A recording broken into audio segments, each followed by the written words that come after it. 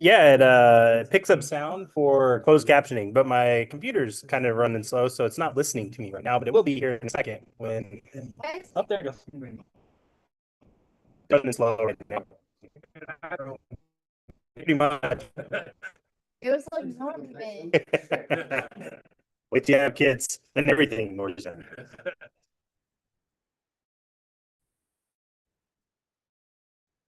It doesn't work, but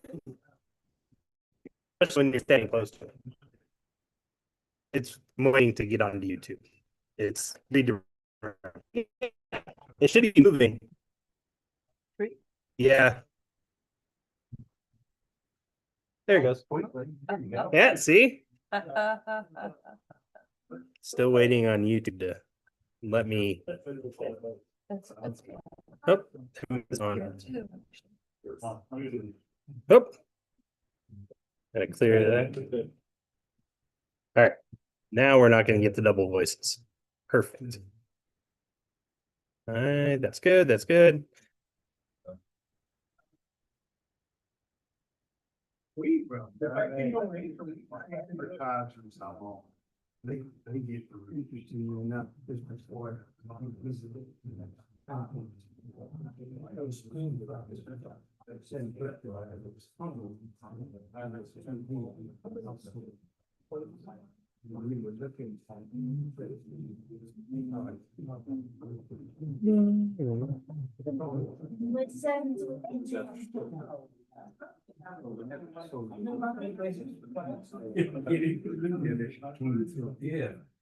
There we go. All right, just a second.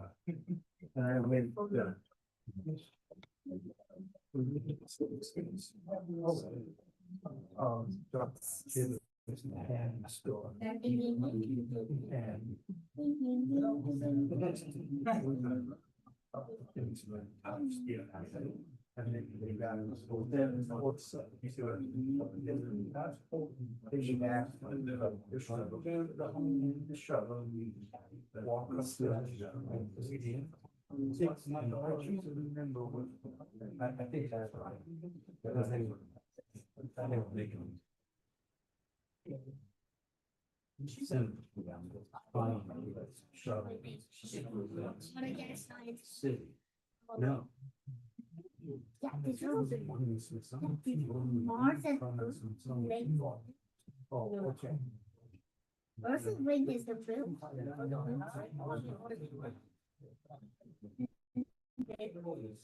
Is All right. Let's see. Where is it?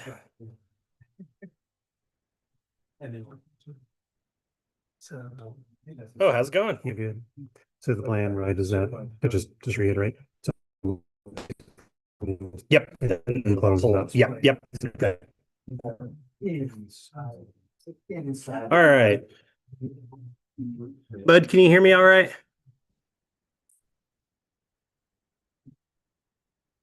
Maybe. Well, hopefully you can hear me. That can hear me. All right. Well, everybody, welcome to the monthly member meeting for November 2025. Thank you for coming today. We have a lot of stuff going on, as you can see back there. I just took my time to let everybody peruse, and we'll just go with that. I've rebuilt this presentation 3 times tonight. Remember, I'm opening up my laptop and it didn't save again. So me and Dropbox are having a battle. So if it's a little quirky and I'm off, that might be me or it might be the presentation. So that's what's going on. So thank you everybody again for being here. Today we're gonna go through and do our business, our club business, and then we'll maybe take a break or breather, and then we'll get into the All I Want for Christmas update on prices and all sorts of fun things like that, toys to look for that are out on the web and things like that. So hence the Christmas tree here. I felt like it was appropriate. This is the same front slides that I used last year for this November presentation because I'm telling you, they need turkey constellations because I normally put up something thematic. But then last year I realized that kind of see So, yep.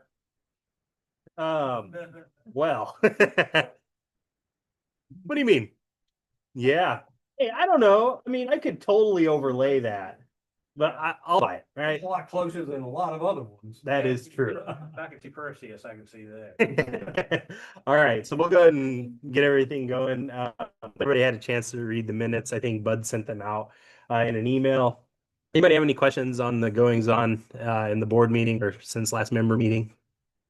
I missed it. Could you just repeat? Email, all right.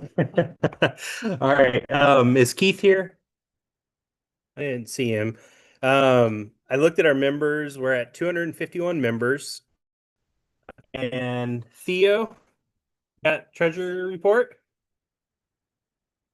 A little bit of money. 7,531.81 in the bank. And 620.69 in PayPal. Beautiful. Thank you. All right. All right. So as far as the business for tonight's meeting, well, next meeting, first, we have our annual potluck and our silent auction going on.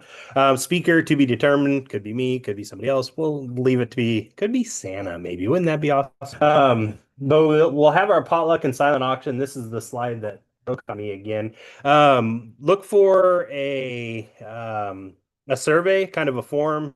If you're interested in coming to the potluck, and if you would like to bring something or another, we'll provide meat and drinks, meat and drink. Look at the bar account, so we know how much to get. So I'll send out that week.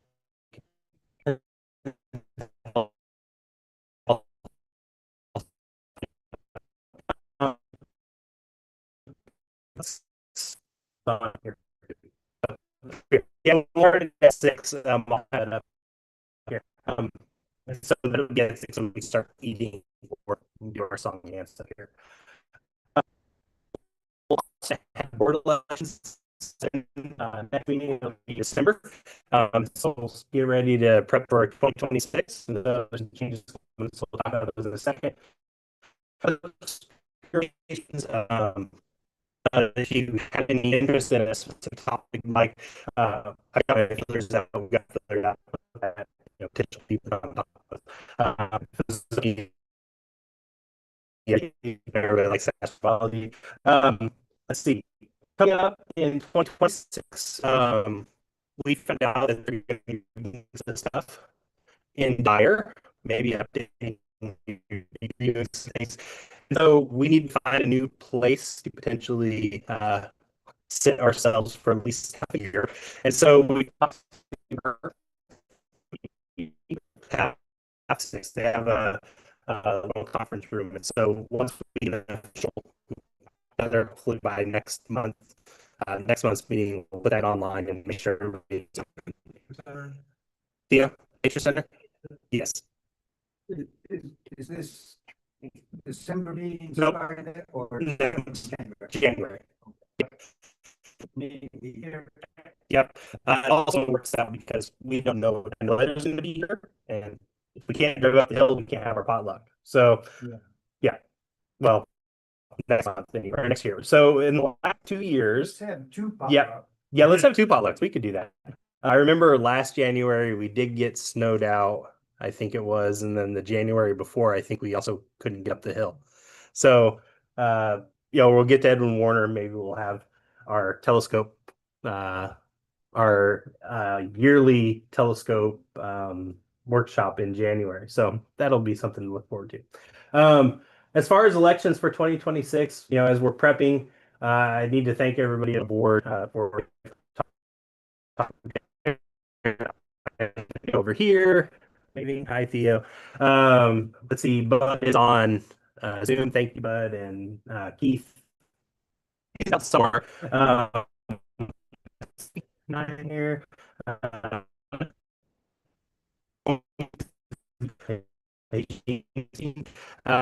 Andy.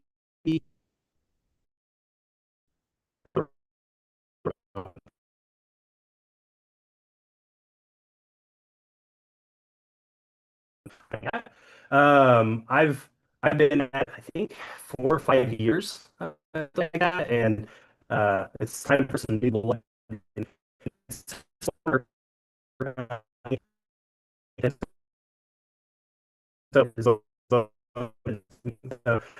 This potentially how it'll shift or swap out. Steve would be potentially moving into president, with Gene coming in as vice president.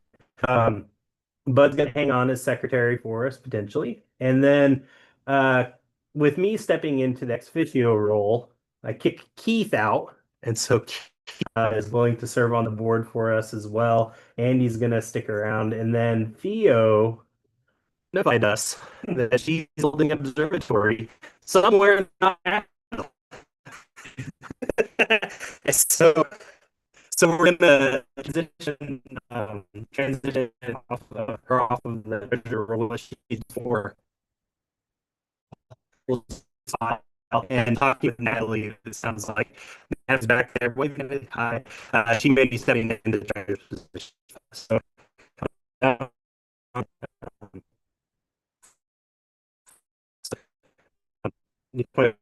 with talk about some formats, things, and kind of organization for the board and things like that to kind of help things run smoother.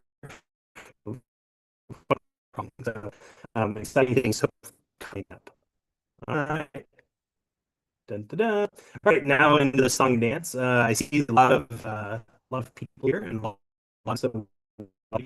If you haven't found us yet, we're at bsasnational.com. This is our home site. It highlights really cool things. We still have our 90th anniversary posters. When was the 90th anniversary? 5 years? Yeah, exactly. That's kind of the thought. They're- there's only like they're 5 years old. How many we got left? 30, and they sell for $20 if you bought for your 25, she has to mail them to you. But you get a nice tube. Um, about getting those. Also on here, we have updates on public star party. Hey, get back there. We have updates on public star parties. So this is at like Warner Park coming up. This is our member meeting for today, and so there's some updated information on here. What I really like is this clear sky chart. Tells you what's in the sky and if it's worth seeing for the most part. And right now, clouds are in the sky. So not the best for when it's darker. We like to get out, and so this is a good like, oh, should I go outside tonight? Should I put my telescope up to get it temperature acclimated? And if you see all of that, maybe tomorrow kind of thing, or I'll just extra sleep tonight. So it's a really cool thing. I think I put it in the slide deck if it's saved, how they actually get this information, just looking at it, pretty cool how they put all that together. All right, now our web page a little bit more. We have this part here that says how to become a member, and so if you're interested in becoming a member, we direct you to the page. You click on the link, and with this, you get to this page here. It talks about how to become a member. You can see the member benefits. We have a newsletter that gets sent out. We get discounted subscriptions to astronomy and sky and telescope through Night Sky Network's affiliation. We also are members of the Astronomical League, and so we get their subscription to the Reflector. It comes quarterly. And then you also get a vote in the BSAS elections, which is December. And then we also host private star parties for members only. That we get out and go out and play with our telescopes, and we have a couple sites out on the Natchez Trace. So it's a little bit darker than what downtown Nashville gives you. So it's pretty good stuff. If you're interested, there's down here. Notice that create an account with us. We'll talk about that in a few minutes. But this is our cost. So individuals 25, family 35, student 15, senior family 20 year. So it's a pretty good value. So if you're interested, you can also come talk to me or any of us on the board. One of the perks of being a member is that we have laundry equipment available. So if you're interested in borrowing this big old dog, feel free to reach out to Gina's So we'll set up the list is on Google Group and we're working through that. If you just let us know how it's going, if you have any problems with we can thinking of buying it up. We may have that's good because again, if you borrow this thing, bring it probably buy it. But want to see if it's so if there's anything we come up with, especially with our equipment, plus if you're struggling with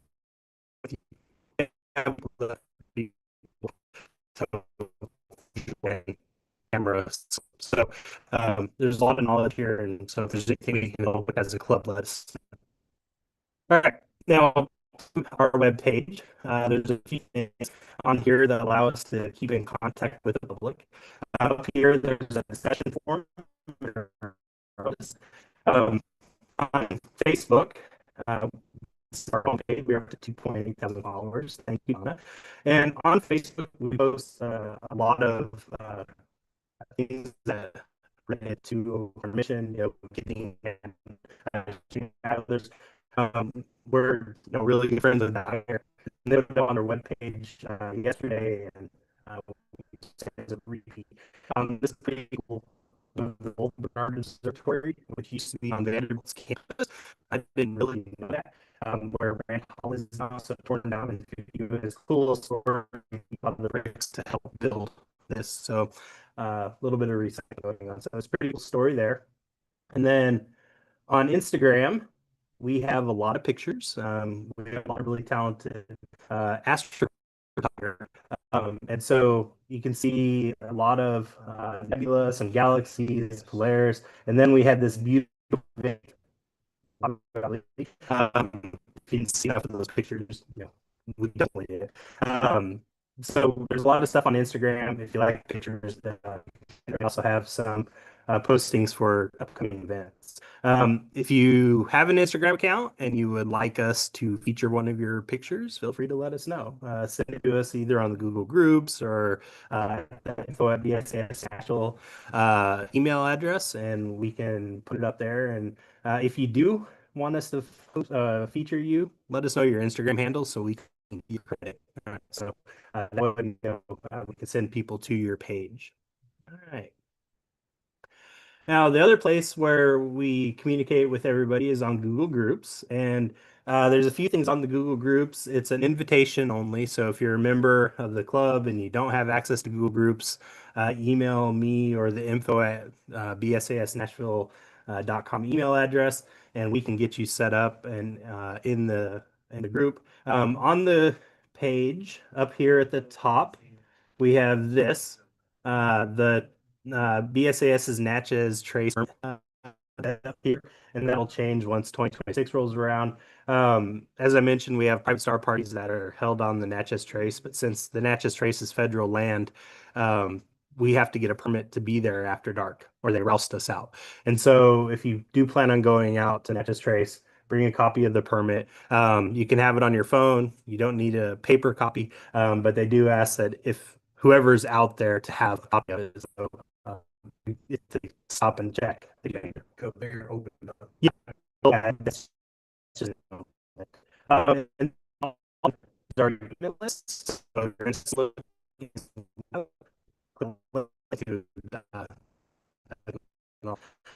list that's an email to us saying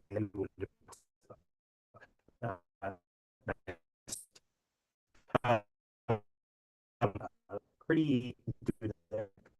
Now, also on here, we have a lot of pop-up parties that show up. We'll talk about that. So if you're interested in getting a little bit more underneath the sky, there's a lot of opportunities.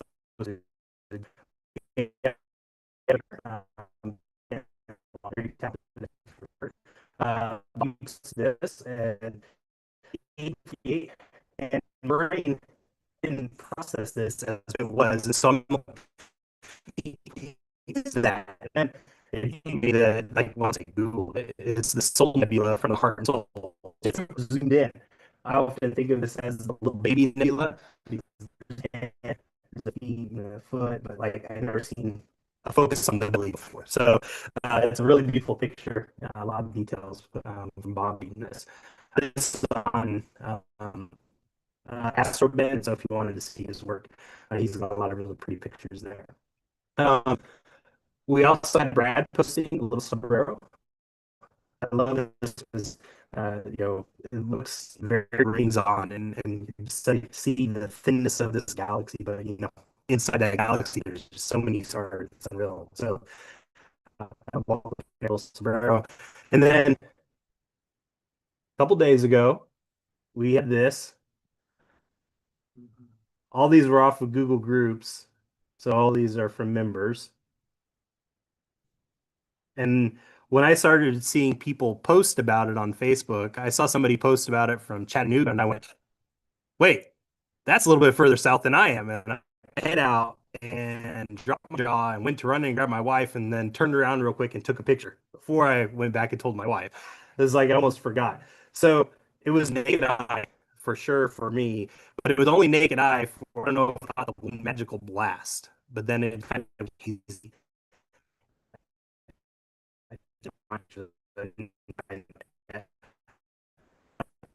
Another event, right? Like this happened last year, I think it was. Yeah. So we've had some amazing luck over the last 2 years. I thought I'd have to go to Iceland or something. Yeah. Smartphone camera. Yeah. Yeah. So it definitely was the best one I've seen. And then thank you, Chuck, for posting this. That, see where that's at? I went, where the heck is Fulton, Mississippi? That's got to be south. And so I went and did some digging, and then, come on, saw this. And so there's Fulton, Mississippi. Right. So we're right there. And I remember seeing people may have seen it in the Caribbean, and I went, that can't be real. And so I did some Googling and found a map put out by the weather company that these are pictures of this aurora from all the states, except that little guy and that little guy. Maybe nobody participated, but that's pretty impressive. And so, again, these events didn't disappoint. Now, what was not necessarily disappointing, because I already had the 11th, like that was beautiful, but they were like, tomorrow's gonna be even better, because the way the whole thing was.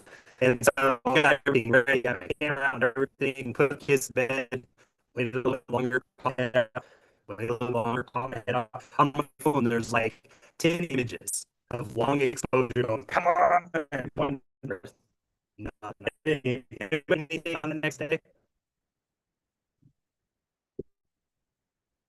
I don't think you went north enough. Yeah, come on, Santa So it was a really cool event. So there's a lot of cool things. And then finally, on Google Group, just wanted to highlight this. This is from Thea New back there. So again, if you did catch that Thea in Mexico, uh, for bigger size, and so how many was that Thea? No.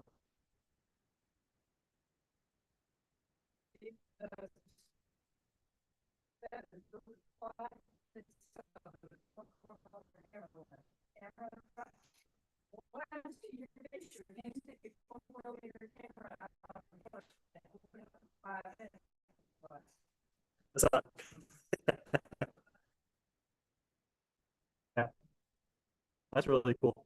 So I put this slide up here to make sure that we say thank you for all you've done with the club, and to remind you that you're supposed to go groups to share with us. Yeah.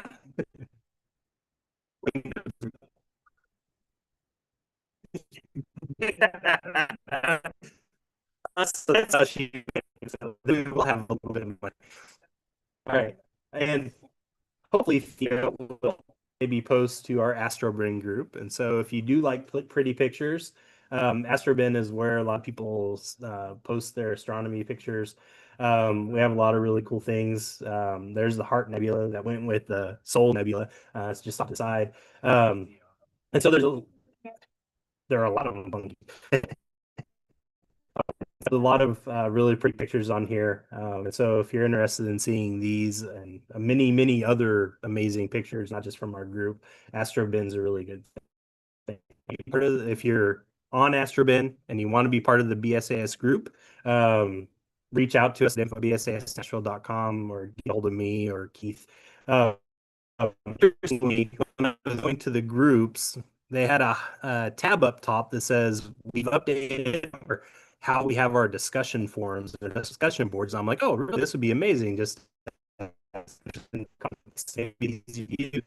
And I clicked on the button and it said website not available. And I'm like, well, maybe that wasn't worth it. So hopefully they'll maybe have a little bit more way to be community and posting discussions on Astrobin, but it's a really cool site.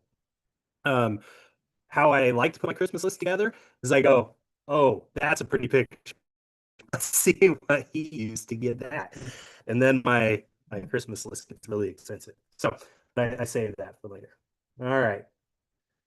Now, as far as the BSAS goes, we're part of the Night Sky Network down here. This arrow didn't move. We're part of the Night Sky Network, and that's how we run the membership through our club. If you're interested in becoming a member, when you click on that Become a Member button, actually, when you click here, Night Sky Network, it'll take you to our homepage where you can click Join the Club. And when you click that button, it'll ask you, it'll ask you for information, your email, and all sorts of stuff. And then once you PayPal us and he sees that you've clicked on this, it'll get you entered into the club and you become part of the roster. For Night Sky Network, I spent a lot of my here as president, like just surfing, looking for things. I always thought, this is more resource and just articles up, and I saw this, and I went, "Wait a minute, I did this last month," and then it dawned on me, right? This is over, so nothing had changed, and then I went, "Well, what was going on last month?" And then I remembered, I saw this, and so now that uh,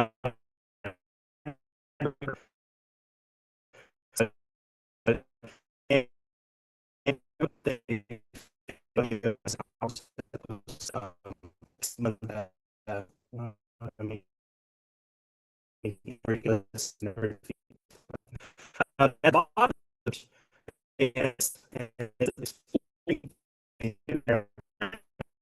and just shows you the different here as you move along instead of sitting there cursing at the moon. Now I plan on learning the moon, hopefully. And so it's a pretty cool little activity. So if you want to see a few of these out here, or you can go to the website and find that. And so I always want to, every time I look at one of the all right. But they also have they call Night Sky, and you can see that here. Find tools to help prepare for adventures. And so on here, they have how the current moon looks. And so clouds in the sky. Well, we wouldn't really see a moon. There's a whole everything you see, the sky chart, sky maps, spot the station. The image from Clear Sky Charts here, because it amazes me that that dots on our page came from this. And so they go through and look and see how good your potential viewing is. Darker the better, and so on. And it, the people that put those pages together, it's astonishing. They also have sky maps on here where you can click on the link and it'll pull up these charts and it'll tell you what's going on in the sky for that current month, November. We can find ourselves as we're looking through here. There's North Star, and so everything kind of circles on that. On the front, on this page, they have the full sky map, and then on the back side, they have a whole bunch of objects of interest. And so, for naked eye, binoculars, and telescope objects, and so depending on whatever you're observing with, these things help out quite a bit to say, hey, there's some things up in the sky. And I often use the telescope object list for targets for my astrophotography. So it's a pretty cool little tool, right? And then finally, the spot the station. They used to have a whole bunch of information on here about the next upcoming ISS passes, but they've recently changed how they did it. So they no longer update this page. They have this general information about the station, and then they always have this little graphic where you can figure out where it's at any given point in time. So this was earlier, not at 11, that's in the future. There's a couple, that was 2 hours ago, I think it was when I took that. And so you can find where it was and you can see where it's going to pass through next. And so if you like looking for the station and waiting, and I do, cool. But I did miss that we did, but then they really started pushing apps that they made. So they made a spot the station app, and so it looks like right? It's this spot the station. So the app, you hit the QR code of your Apple. If you are a Google fan, but what they do is they've automated it through the app. You can get alerts on your phone. That's what alerts look like in terms of what they alert you to. And so this is what this was taken at 5:35 tonight. Actually 6:03. So literally right here. This is where it was with next sighting is November 27th. And so a little bit down the road. Many days I could go. What's cool is when you click on this button, it pulls up your sightings. And so you set it to when you want to see it, what height you want. So I usually have for feet because I have trees along my horizon.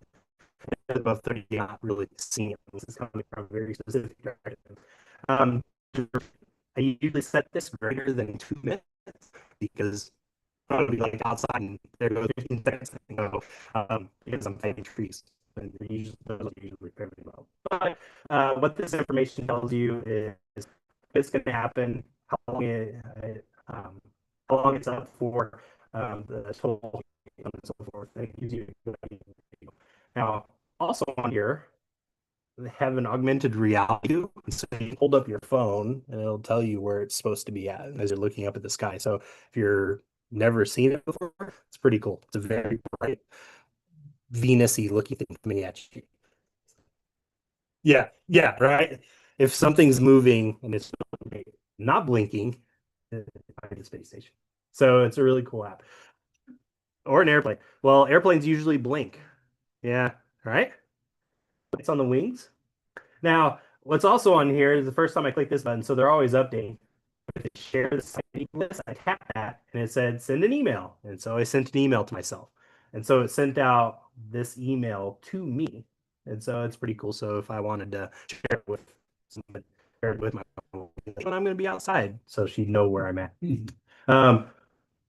This lets me look a little bit further out. So it seems like this one, December 1st, it's got a 6 minute overhead. So that one looks like a pretty good one. So, lets me plan my nights accordingly if I want. That was a fun app. If you don't like using apps, Heavens Above is back online. Last month it wasn't. Oh, maybe the month before it wasn't, but now it's up and functional. Heavens Above is a really cool site, kind of tracking what's in the sky. A lot about satellites, space stations, a lot of astronomy items here. And what I really like is looking at the ISS Interactive because I like my 3D. This was the ISS when I took this picture earlier. And so you can kind of position it and fly around it and make it big, make it small, see where it's at. It's in the dark here, so they had to highlight it kind of red. But it's a fun little tool. And then coming down here, you can get a 10-day prediction for the ISS passing, or if you wanted the Hubble Space Telescope or anything like that, you could click here. And within the next 10 days, these are my best options of seeing it according to the here, your location. So the next 10 days tells you when it starts,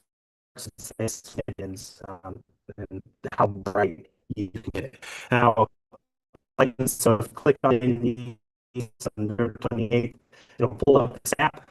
You can see just a second. So you kind of pass right by the Little Dipper here. But yeah, if there's they have access to the northern side a little bit. You were you just zoom in, so it'll give you a really close up view. You want to get an object and you see it there. You can slide, take a picture, it gives you that cable. So it's a pretty cool site. Again, playing around with more and more. One other thing on here is under astronomy, we have eclipses, sky chart, sun, moon, planets, and then here we have comets. And so, one of the first comets, there tell you comet Lemon is in the southern sky right now. And if you get a good southern horizon, this would probably be a cool picture. I don't know how well or how much of a sun we need right now to be able to get a view of it. But we're at magnitude 5, so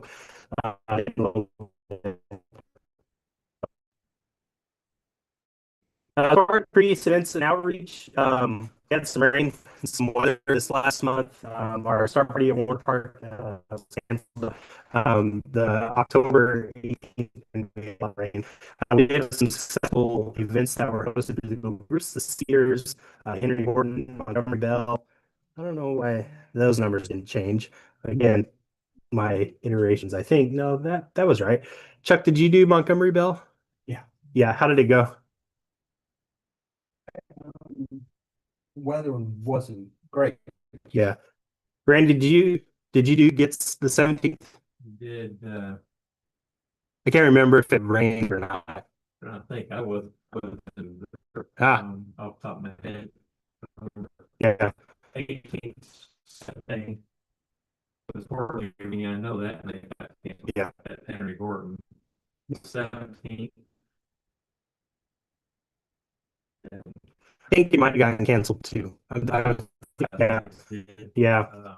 It's the way it goes. Yeah. The one at Montgomery Bell, we did cancel. We couldn't live Oh. because the forecast and a bunch of things. The following weekend. But it still Yeah. cleared up enough to have pretty good views. Yeah. The following weekend, the 24th and 25th. Yeah. The great sky. 2 nights, both went, well, phenomenally well, given the forecast, because they were, Yeah. by all rights, probably should have canceled them. Yeah. And went, and both nights turned out spectacularly well. Those are little miracles, right? As far as what's coming up officially on our calendar, November 22nd, which is coming up in a couple days, there's a private star party planned or scheduled for mile marker 435.3 on the Natchez Trace. Again, if you remember, make sure you have if you need access to the permit, go through Google Groups or let one of us know on the board. Email at the info@BSAS Nashville. The way that these work for the private star parties, you can get out there and set up. If you can get set up before the sun goes down, it probably work out best over so you can see everything, don't drop everything, don't blind people that are out there. Stay around the whole night. So,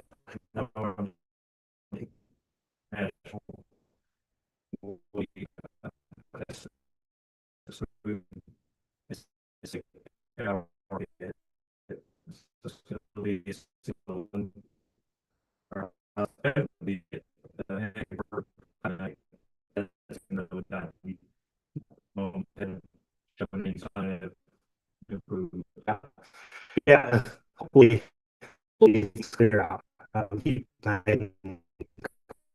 Public star party over here the 29th, a little bit earlier. Two years, just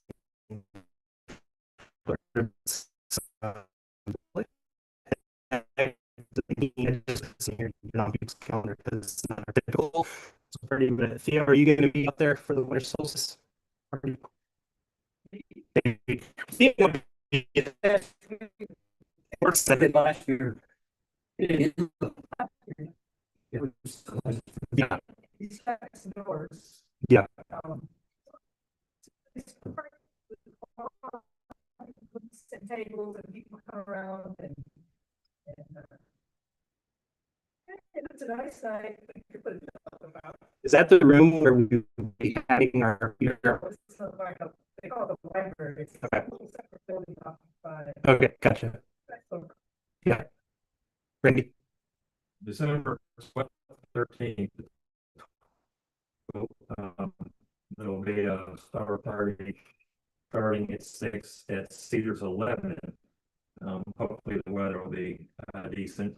But on the 13th, the night that got huge hopes for will be at Henry Horton. The 13th is the peak night for the Giants.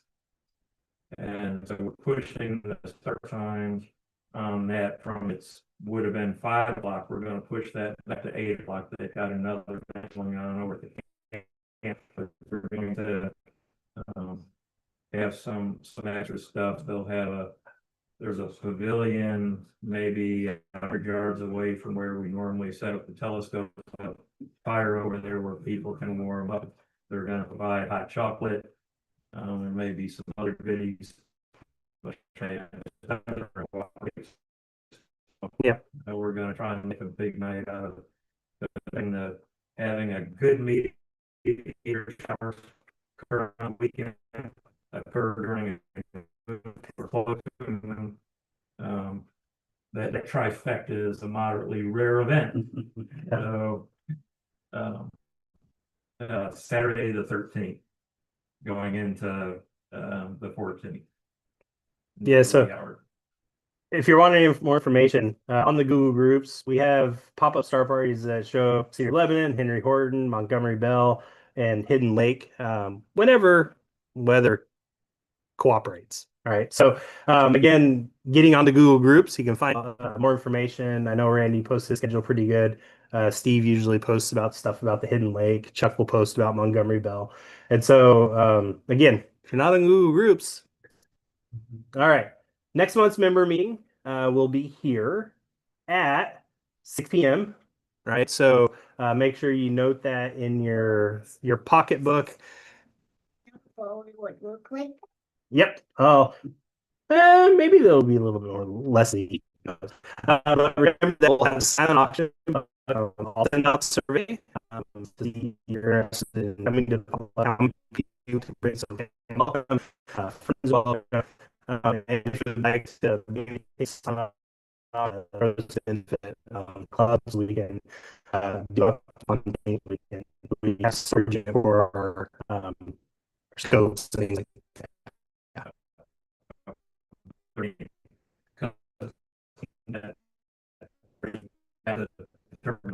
The public, the rank is supposed to season, but they already made some notes in where we can set up. I have had over the course of last year a few people indicate interest in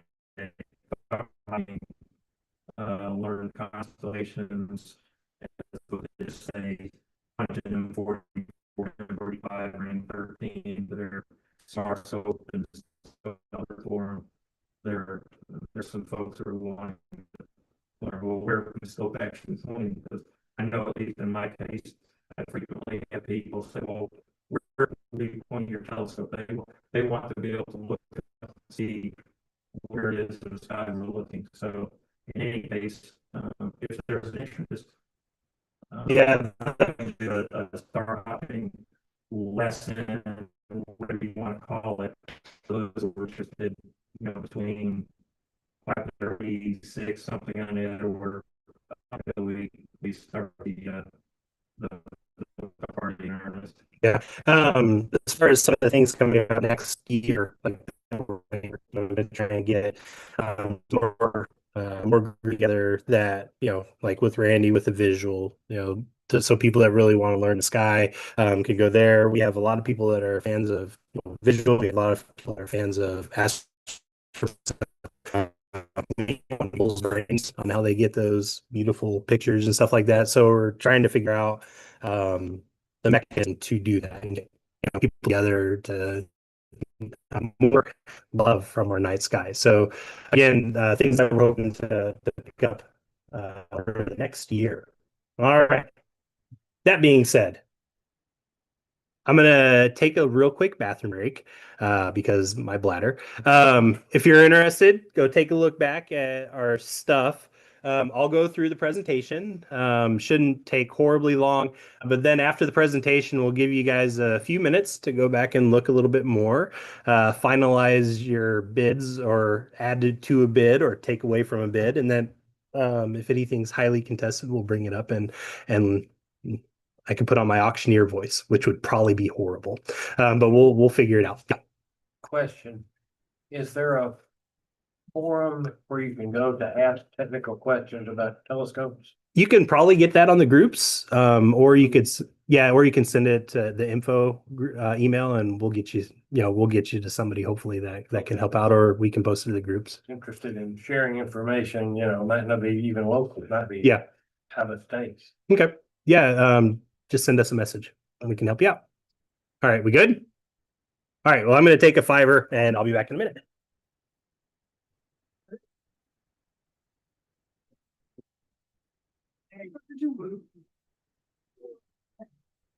When did you guys get back? Sunday. How long was it, right? 2 days. First day we get Mexico just west of the city. Overhead's real good. Yeah.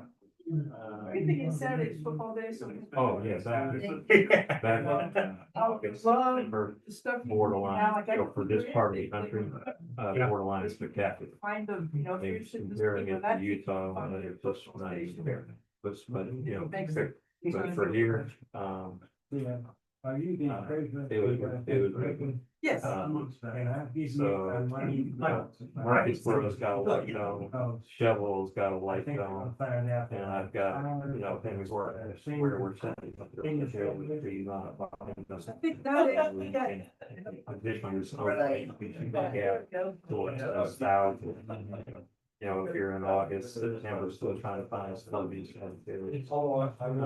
But this time of year, what's really good is ranging.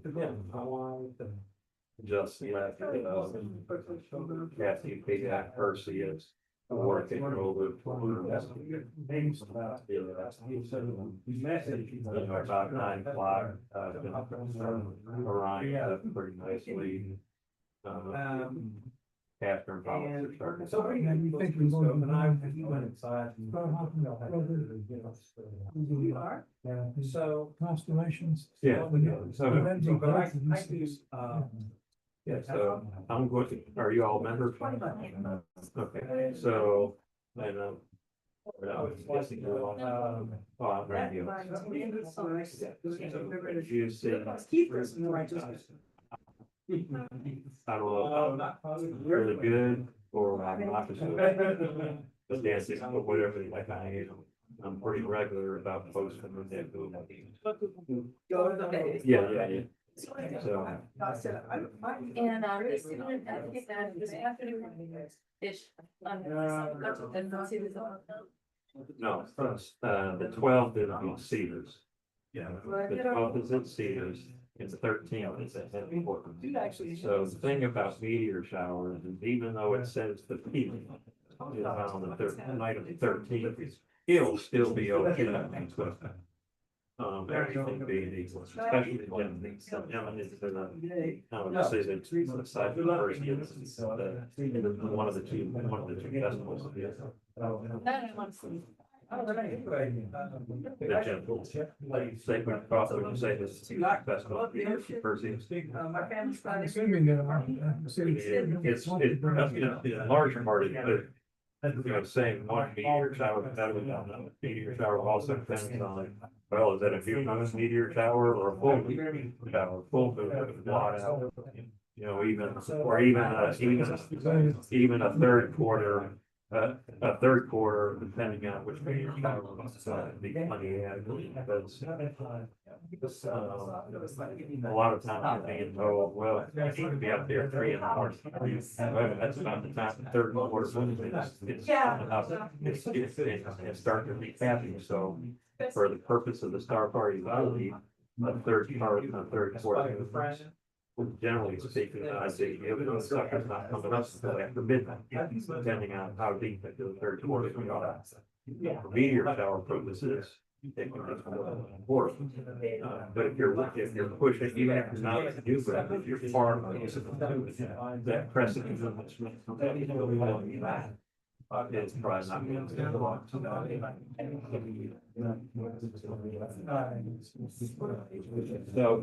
so the more they have to go after the state park, what? Yeah, go after, not Tennessee state parks, actually go to either state parks or Cedars Elect. So go after the state parks. Yeah. Under park vendors, then that's not an event. You go down through the calendar, and sign up because they do have limited parking. So they can get somewhere in 70 to 80. Now, if you're coming with a telescope, you're actually coming in altitude, that's a whole different can of worms. You're allowed to drive down to where we set up as opposed to walking there. Cedars, you're probably 300, maybe 400 yards away from the restaurant. No lights down there, all of the lights associated with Assembly Hall. It's gonna be, so what do you? So Henry, south. So you go down. Go down 65, and 80/40. Wait, First of all, you go to go hit the seat. You go east. Then you dodge south on 331, east on, so you're probably 45 minutes. Like you're there just over. I'm over east. You're like quite you get the Cedars. 35 minutes, 40 traffic to get the two working. Or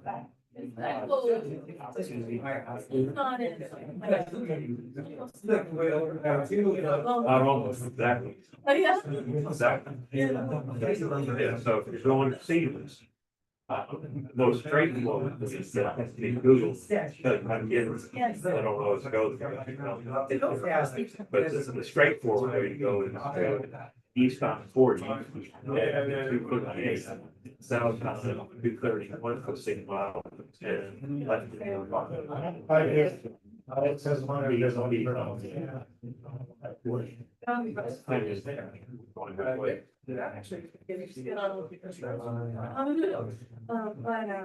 know, that's why, if I'm gonna meet, I'm gonna go 5 minutes.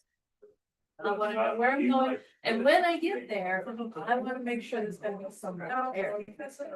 Yes, so you pay attention to the Google groups. And when you register for the event, if the event is they both will send out an email to the people who are registered. So Henry Gordon does not have the interest in even go or no go. Exact go, no go decision. Oh. Like for Friday night, given how the forecast looks and has looked and showing last night, we may say by tomorrow. That was one of the. the more uncertainty there is around the event. Where it's flying, we wait until 2 hours before, because that gives me the hour to change to get there. And he says, I really hate to cancel. I've had way too many nights where I started nights where it was, we were completely cloud covered. And I do my dog is holding the station, and by the time 8:30, 9 o'clock rolls around, we got a Verizon clear sky. Yeah, clear skies, last weekend, on Friday night at Cedars, we didn't have a cloud in the sky. How long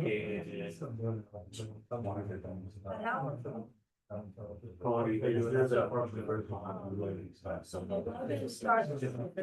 long have everything else is the same.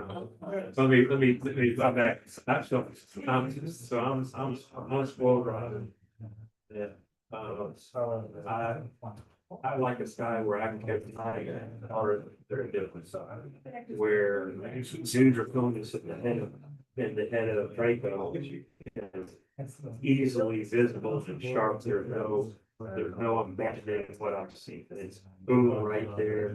Perseus, I'm not counting the 4 stars here and Algo out here. I'm counting 10, 12 coming down this way, and 1 or 2 between Fairfax and Algo.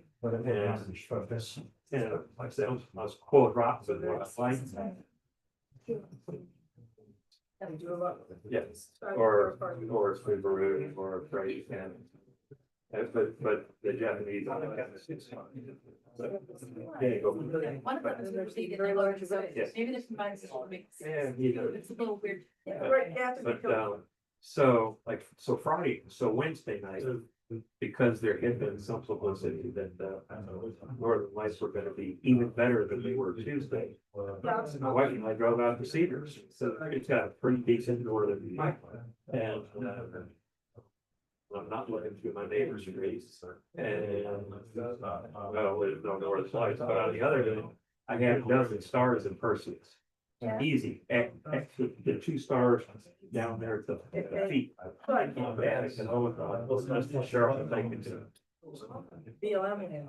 night, we're not cloud in the sky, and I'm doing good to see 5.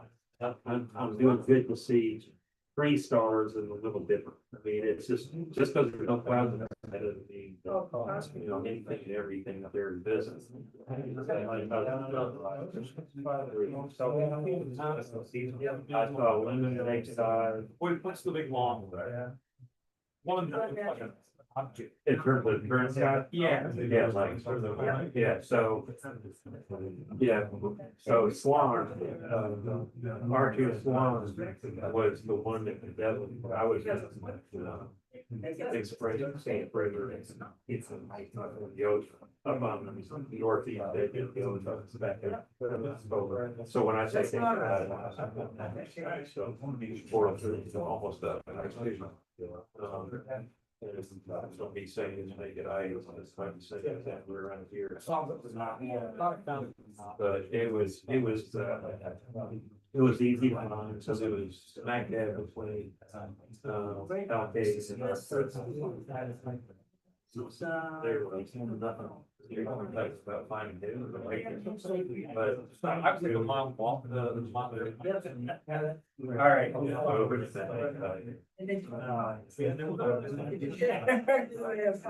All right, we'll go ahead and get us going. Hey, Tom, I have a December 20th start party on my calendar. Hey, is that Saturday? At 1 p.m.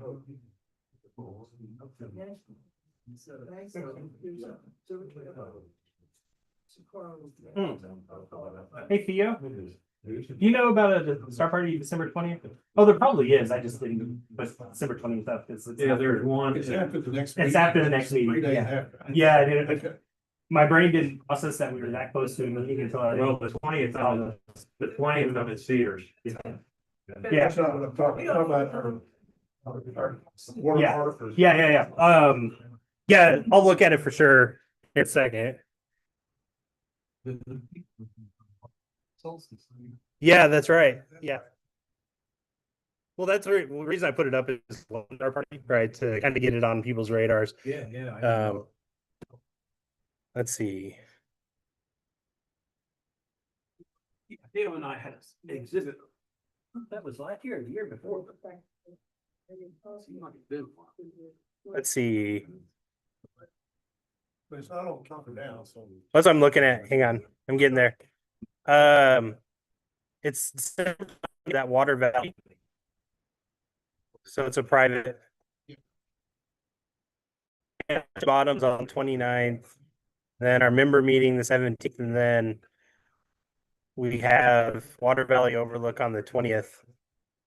And not sure. I think that might be it. So yeah. All right. I don't think so. Yeah. Not a. No. All right.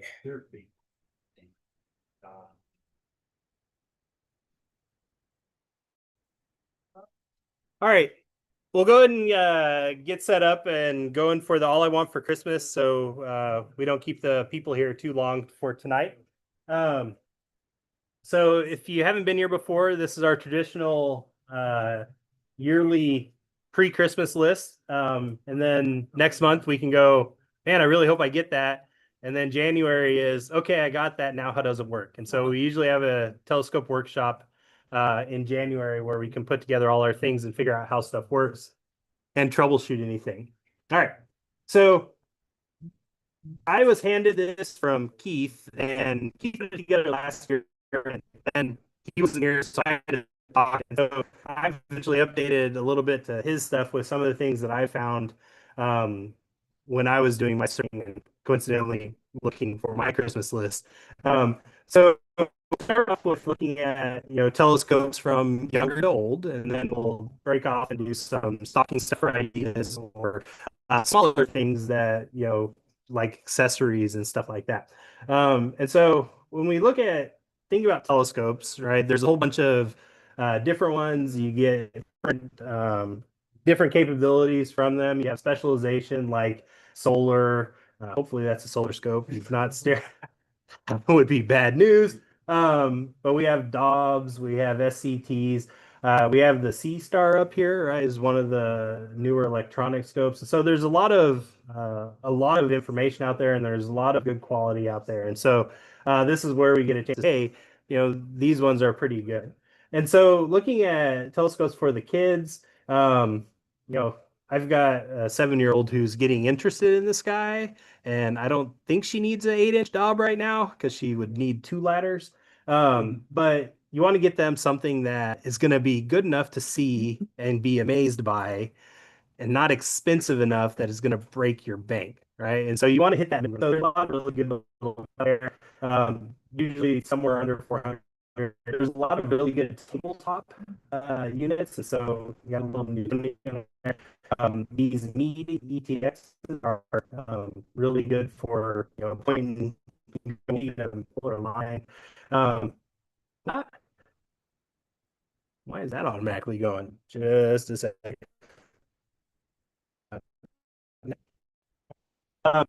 This one we started looking at last year.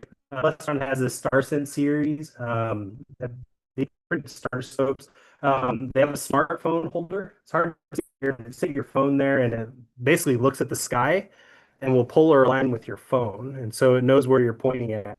And you want to go see the Orion Nebula, and it'll give you arrows and the movement. So it's a way of essentially plate solving, so knowing where you're looking at the sky, kind of help you around it has GPSs and tilt sensors built into here. And so once you're aligned, you can take your phone off and you're pointing in the right direction. And so it'll tell you where to go. So it's pretty cool. And they're not too expensive. 114 on the regular tripod mount, 259. We have this refractor here. If you're looking on the internet, not going to say the store, but you can find deals on these, especially I was putting these together getting ready to get on the plane on Sunday. And then on Monday, they started listing like, hey, Black Friday deals. And so I'm like, oh, and so I didn't want to go back through and look, but prices on these start going down. So if you're getting ready to shop, especially for some deals, look for the Friday. Huh, it's jumping on me. That's fun. All right. Um, I was looking at Celestron's page and found um, the reason why this one intrigued me is the mechanism that they used for phone. So kids, you get them involved, they want to take pictures, things to show their friends. It's the 100 AZ and runs about 2 cents right now. And again, as I mentioned, they have this the the shield and doubles as your cell phone holder. And so when you pop out one of those plugs and you put your phone there with the little lens looking through, and on the other side, oh come on, everything's just going wacky. Oh, it's see, this is what happens. On the other side of it, there's an eyepiece that will fit right in there. And so the piece actually sits right up against the eyepiece and you get your optimal focal length for your phone. And so it makes it easier to view. Again, one of my slides that didn't make the change, but it seemed like an interesting design that kind of included all that in one instead of a different cell phone mount that are kind of finicky. Also on Celestron, this is that 114 AZ scope, but it's on a little tabletop unit. It's running for 330 right now. And so if you don't want the kind of shakiness of a light tripod, these tabletop are pretty good. This is also including that Star app, and here you can see how it's sort of set up. It tells you when and where to go. And these Celestrons are pretty. All right.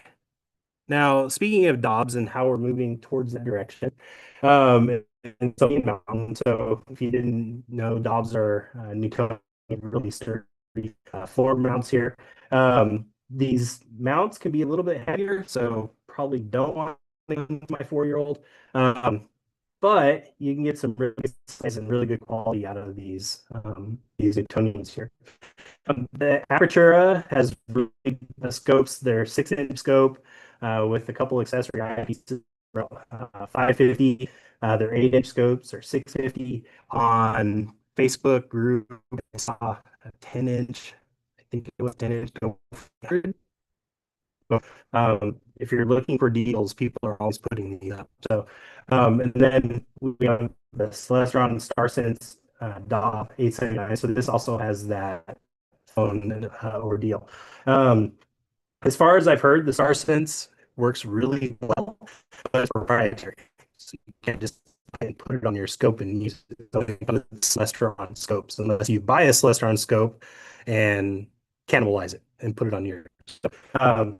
It works out really well. Small SCTs are pretty good scopes for teenagers as well. These can get a little more pricey depending on the size you go for. Anywhere from 350 for these smaller 5-inch, 6-inch SCTs to around 3,000 for these guys. This was in here from Keith last year. I don't know, 3,000 seems quite pricey for a teenager. Teenagers, I remember when I was a teenager, 3,000 might have been a little much unless they got a good pickup. Right? So, but these are pretty easy to use. They're a little bit heavier, so you need to make sure you have the capabilities of getting your setup up and running. These they don't look to be very make sure that you understand how the equatorial mounts work. And when you but you know, they're here. All right. Now, as far as SCT goes, SCTs are great for those of us older folk as well. One of the really good ones that I always see good reviews for is the 8-inch Edge. Their 8-inch runs for 3,200, and then the 11-inch 6,000. It's one of the cool things about just updating prices from previous year. Cost has gone up a grand. Get some extra money that's being taken out for other reasons.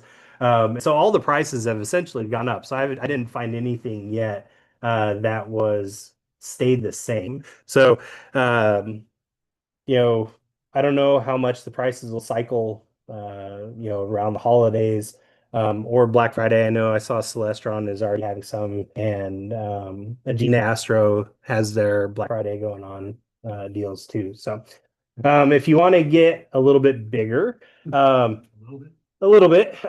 Skywatcher has these flex tube ordeals that sell for 4,500. Comes with the go-to skip setup, so you plug in what you want and then you wheel it around and it tells you when you're lined up. One of the issues with these big old Dobbs is figuring out how to fit that into a hatchback. And so what they've done is they've got to make these flex tubes where this will collapse into that, and so it looks like you're just carrying a drum. Now, that mirror isn't the lightest thing, so it's a pretty heavy drum, like 75, but it will put a car in theory, right? Here we have a 25-inch Obsession, which can't even get a price for. I can get like a 22-inch, but again, if you have to ask, you probably don't want to know. Say you back at least 20 grand because that was the cost of the 20. I imagine they're not going to go for cheaper. You can customize it for even more. They have a 50-inch classic that runs for 6,500, so pretty good. It just depends on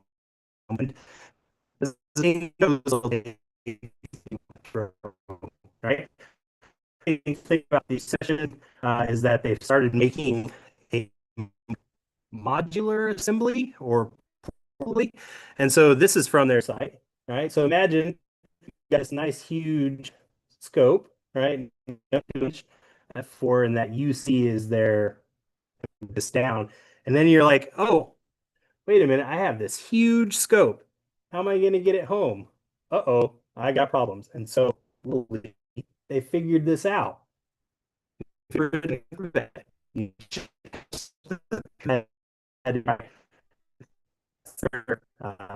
but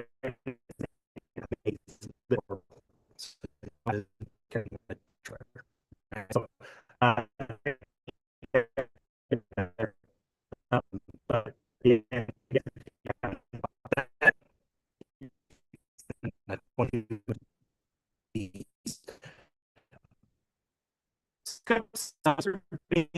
here because there's also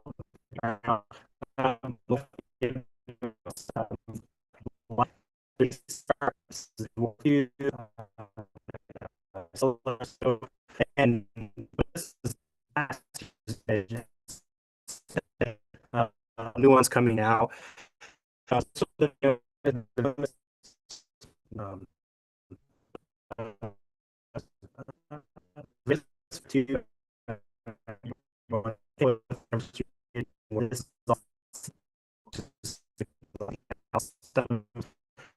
run anywhere between right around 3,000 there. The Pro versus the V2. These are pretty good quality quadruplet APO, so really get some good light there.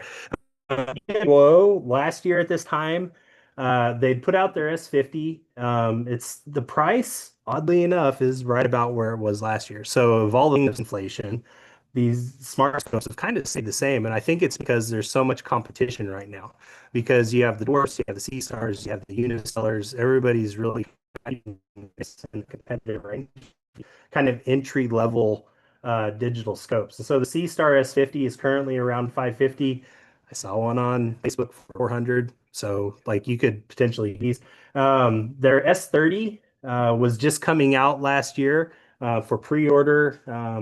The reviews of it are pretty good. It's 350. It's a little bit smaller. They have an upgraded sensor and 3.5 pounds. So it's not too shabby, and they do really good job for getting pictures. Um, I have both Dwarf 2 and Dwarf 3. You can buy these the Dwarf 2s, $200 to $400 used. They do a really good job.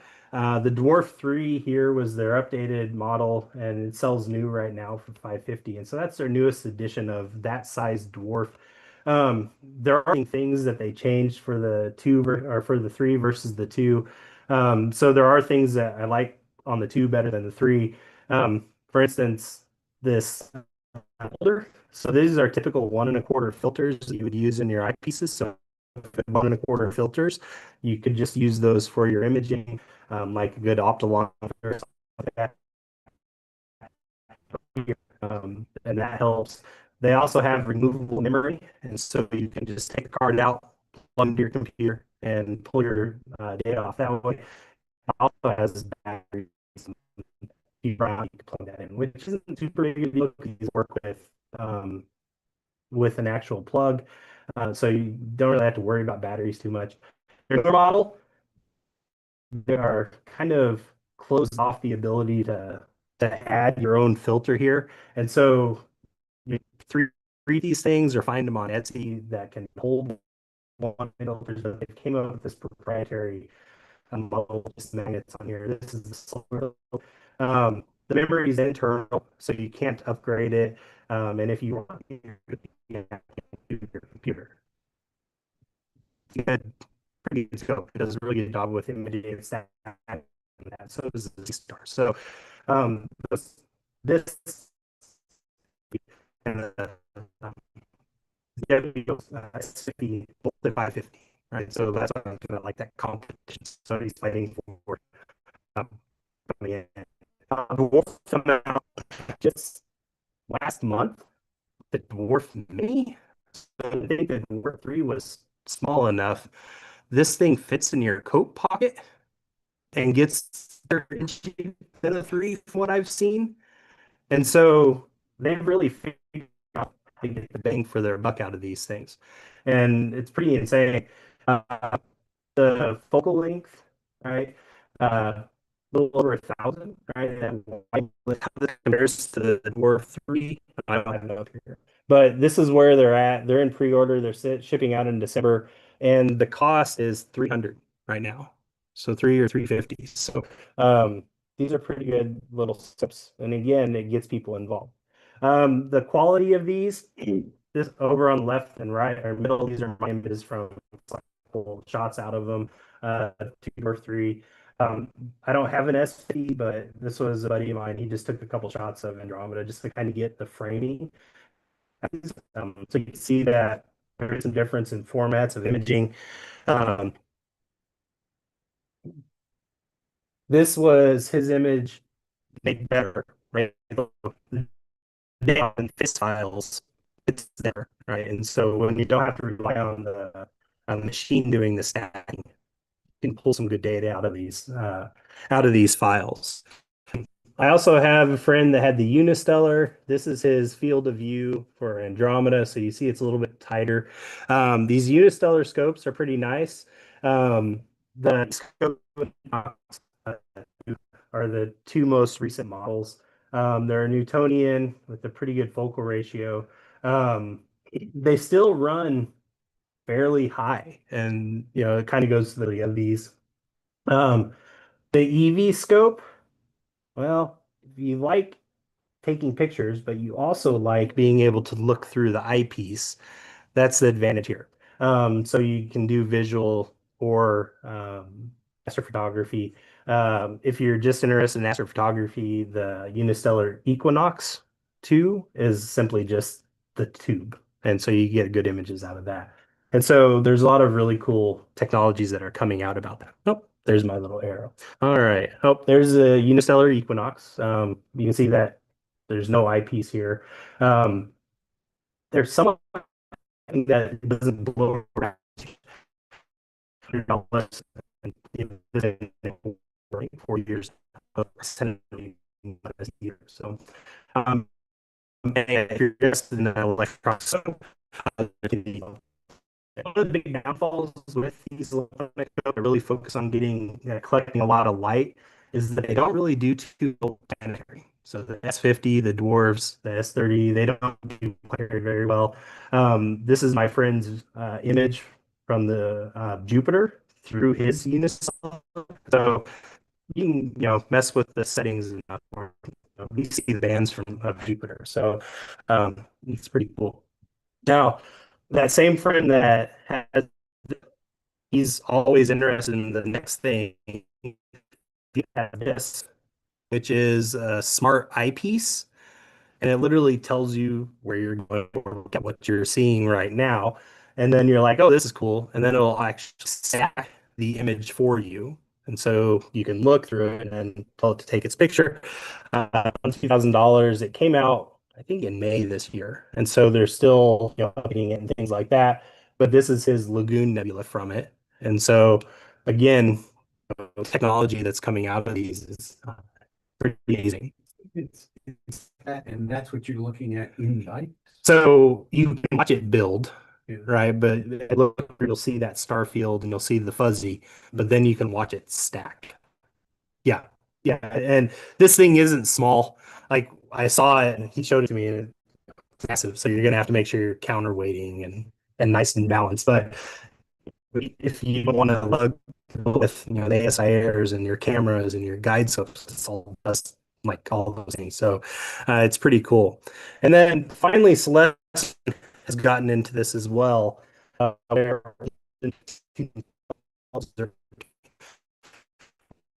these observatories are pretty good and pretty nice because most of the reason that people are selling off their dwarves and their sea stars is because they're buying these. And so they're apparently pretty good scopes. This was obviously on sale. So if you're interested in these kind of things, I have no experience with this and I don't know anybody that had it. But again, just going off view things, they seem pretty popular and pretty functional. So obviously I'm a little bit tech forward, and so I'm always looking at these newer things coming out because if I can get closer to the skies, I'm all about it. Now, if you're interested in visual or you need a good mount. And so they typically tell you if you're interested in all this stuff, spend the money on the mount first. And then whatever you put on top of it is nice and sturdy. Have a good tripod. If you're questioning what a mount is, that's this little piece here or this little piece here. And they're the ones that are going to hold the weight of your scope and allow you to rotate it however you want. You would normally point this at Polaris and point this at Polaris or north. And then you would hopefully be aligned. And then these two scopes here or two mounts here would be able to track any object that you're after typically. A couple of the really big names, Ioptron, they're pretty popular. Smaller ones that are portable, like I have a Skyguider Pro and it fits on in a little Canon camera bag very nicely. Fits on airplanes really well. And it's very portable. A huge tripod for it, and it holds my Nikon and a 600 millimeter lens pretty easily. And so those hold up to about 11 pounds. If you need that weight, well, you need more sturdy. And so that's where you start seeing some depending on how much weight you want to hold, can run up to $7,000. Go-to mounts. They run 1,400, 1,900, 2,400, and these are pretty good mounts as well, nice and rock solid. The higher you go, the more weight that you can potentially hold. And if you're a little bit more sturdy and you're doing astrophotometry, these images as well. So the better your mount is, the better off you typically can hold things steady. With these on in here, anywhere between 1,000 to 3,800. They have the AVX mounts that are pretty popular. If you want a little bit more higher quality, Astro has higher end mounts. They're Mach 2 GTO, and this is an updated price, 11,190. And I'm gonna use that for my binoculars. Those scopes are out there, those mounts are out there. Oddly enough, this price didn't change from last year. So I don't know how many people are buying mounts for, imagine you're going to have some pretty good scopes with that. One of the new things that started showing up over the last couple of years are these strain wave mounts. It has an AM3 in, an AM5 in. I think they're ready to come out with an AM7 that is capable of holding quite a bit of weight. Notice the 33 pounds without a counterweight, 44 with a counterweight.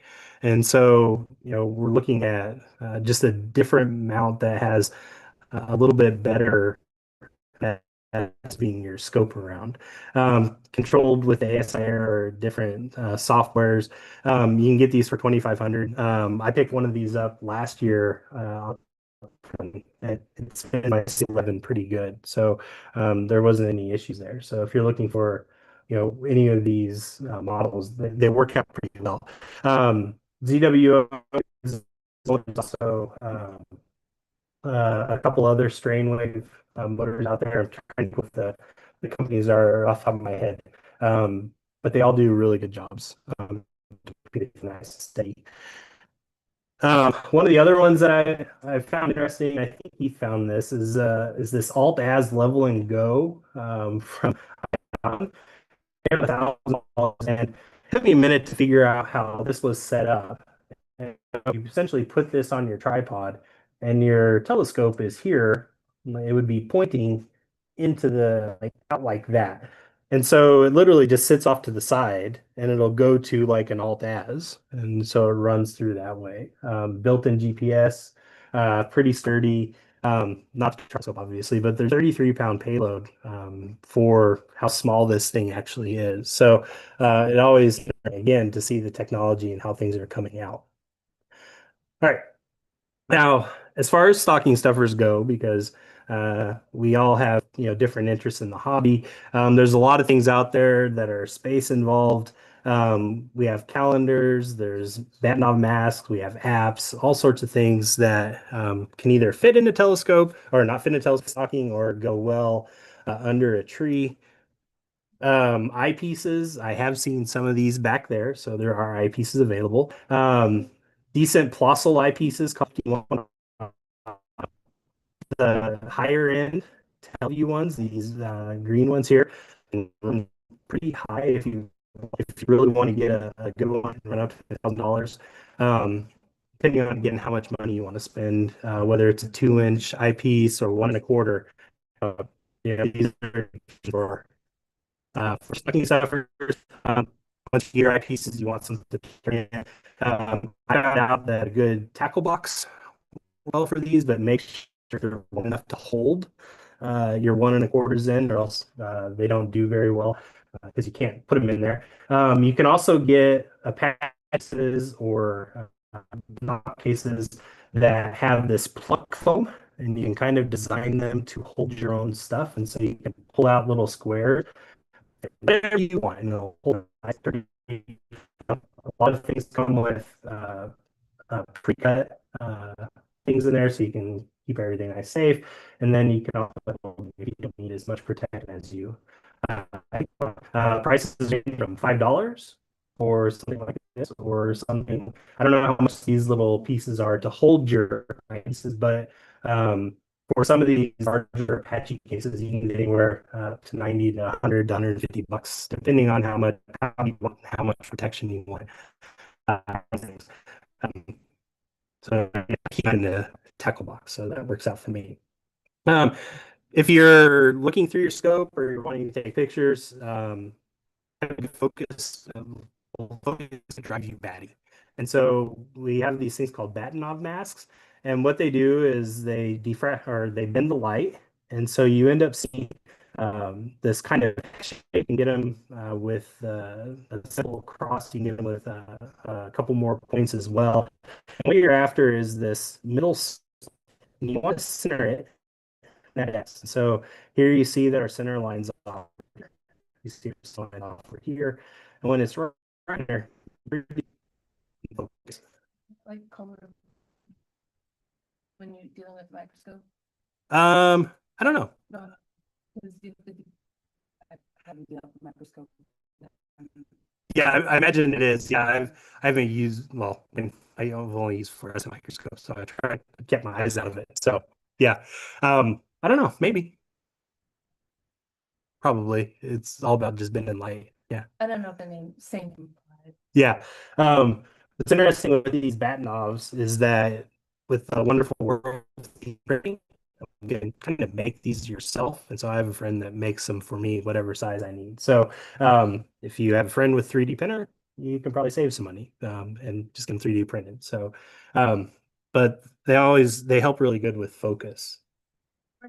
But here in town, he had somebody that, was, he cuts plastic with, I don't know, if it's water or what, but he said, can you make this, and showed him the pattern? Yeah, what is that? But yeah, if you don't wanna do it yourself, but that anybody who cuts plastic or stuff can make one.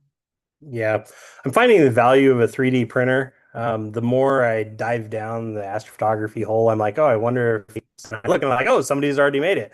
And I talk to my friend and I'm like, hey, can you make this? And he's like, yeah, come pick it up tomorrow. And I'm like, sweet. And then I kind of get carried away and take advantage of it. I found a 3D printed Star Trek Enterprise. It's a Thanksgiving themed Star Trek. Star Trek is with a pumpkin pie, turkey legs, and it's a nice little centerpiece. I haven't told my wife about it yet, but I'm sure that'll be fun. All right. That'll fit in your stockings. There's a variety of filters that can help you see better in the sky. We have a lot of light glow from natural here, so we have different types of with that. There's color filters that help different aspects out of like planets and the moon and things like that. You can get different get you can see a little bit of some items. Beta alpha filters, which designed to really help out and bring out beta alpha patterns. I find the value of the moon filters because the first time I was looking at that, I'm like, why do I need a moon filter? And then my noviceness, like, oh, it's at the full moon. And then I measured my eyeball. Yeah, The color filters, what? they help bring out the contrast of like when you're looking at planets and the moon, like see some shows. Yeah, at least that's what I've found them for. Yeah. But then the filter is usually about a 20% neutral density filter to kind of get that light that's getting into your eyeball. They just screw into the back of the eyepiece. And so it makes looking at a full moon or a half bright moon a lot nicer. Depending on the quality you want out of these filters, some of them run to 300. Some of the really expensive ones are really nice to have really good light passing quality. 400. Moon filters are relatively cheap, but they're very valuable. While other filters run anywhere up to 150 or so, depending on what you want. If you want a quarter, you want 1/4 filters.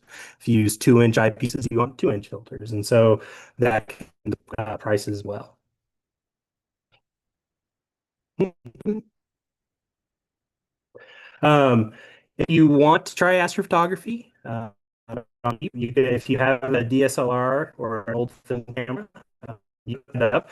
I would recommend DSLR because using film isn't cheap anymore. DSLR film is nice. You can take as many pictures as you want as long as you. There are ways that you can take images other than just trying to get your cell phone aligned. I started out with a Nikon with a T, one of these that actually fits into the eyepiece holder for the telescope and essentially turns the telescope into a real lens, and it worked out well for me. There was a little bit of playing around with it, but there are ways to set up your old school camera to these telescopes, one of the fancy ones. If you're to use your cell phone, we have a variety of cell phone holders. I have this one that I use sometimes whenever I'm doing outreach. I'll put that on there so people can actually see, or they want to take a picture with their phone, they can. I also use this for microscopes. So whenever we're looking at amoebas in pond water, I can put that on there and students can take videos of amoebas running around and stuff like that. So they work out. And all right. There we go. Other things that help out, cases, something to hold and haul around your scopes in. The cases, if you just need something to keep everything contained with a little bit of protection, you can get bags. They also have hard cases, which you can buy for $500. I imagine if you're spending a lot of money on a scope, you would probably like as much protection as possible. They can go anywhere from 50 for these, smaller cloth ones to really big price here. They also have covers for scopes with company. So if say you're doing a messy marathon and it's nap time because you're right in that middle where you're waiting, you've already looked at everything that's already over, you can put it on you from picking up or use it as a lot of these have this aluminum reflective material to kind of help try and keep it clear out during the day. If you get a good one, they're also waterproof, so you can protect your scope that way. I found that what I used for mine is a cover for a porch swing, like one of the swings off to the side that you can just throw the cover on. It works out really well. So I use it with some of these items. Astrophotography, steady, limit as much vibration.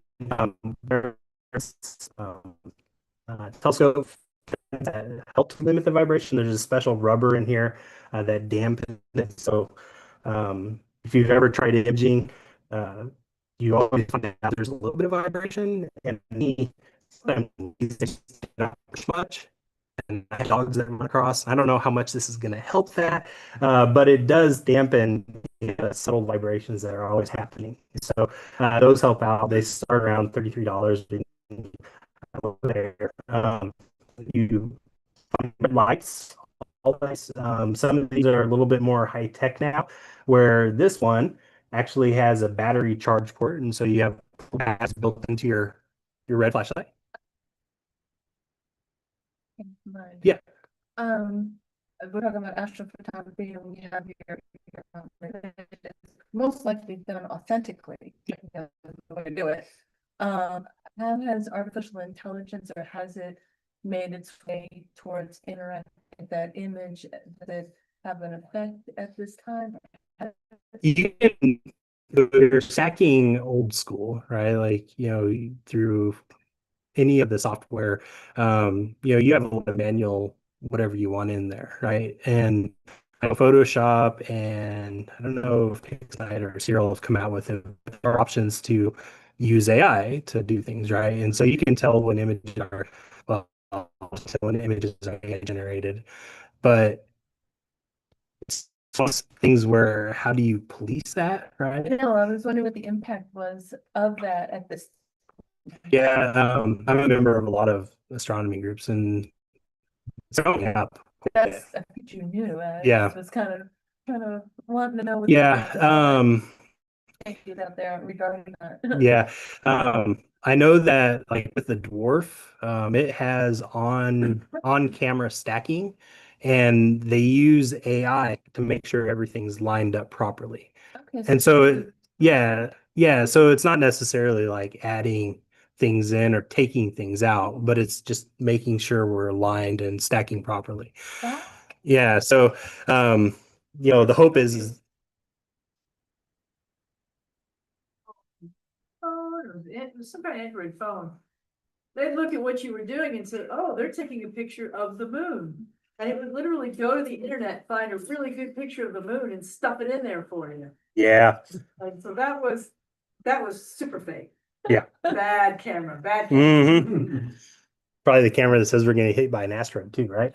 So there's a lot of really cool things. Red light flashlights are very valuable for nighttime, keeping your night vision going on. You can find these all over the place. If you want the dual function where you can get flash and speed, I think it's about 5,000 amp hours. About 4 hours.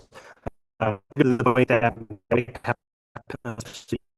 photography uses those to mount for visual. These aperture ones for safety. I really like using the Jackery models. I have I get it for I think it was 300, and it holds all night for me. I'm running it, and so a portable battery not going to fit in a stocking for most part, but really. And then over here on the right, over here on the right, Celestron has come out with some stuff called Elements, and there are portable chargers.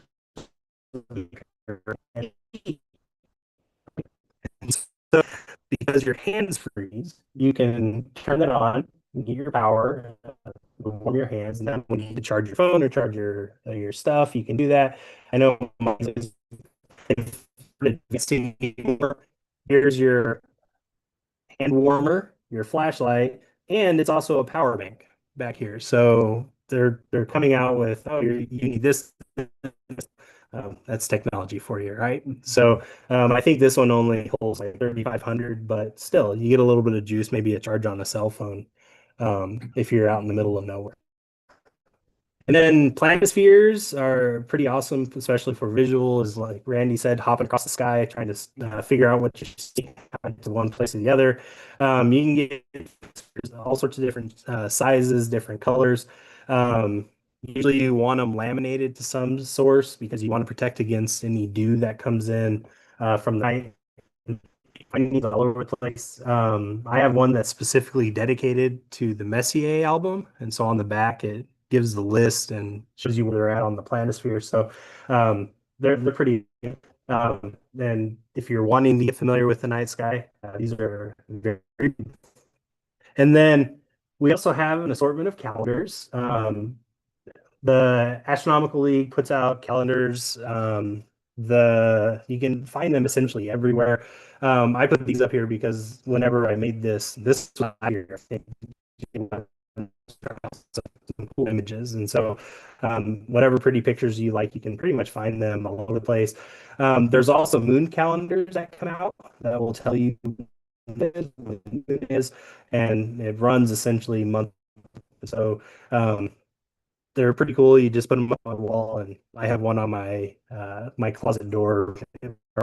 People can be like, all right, I have 4 more days, and or I'm planning a trip. When do I want to look at it? And so I can try and plan it around the what's up in the sky. Western Hemisphere. Yes. This year, it's a day off. You're fine. You'll figure. Yeah. All right.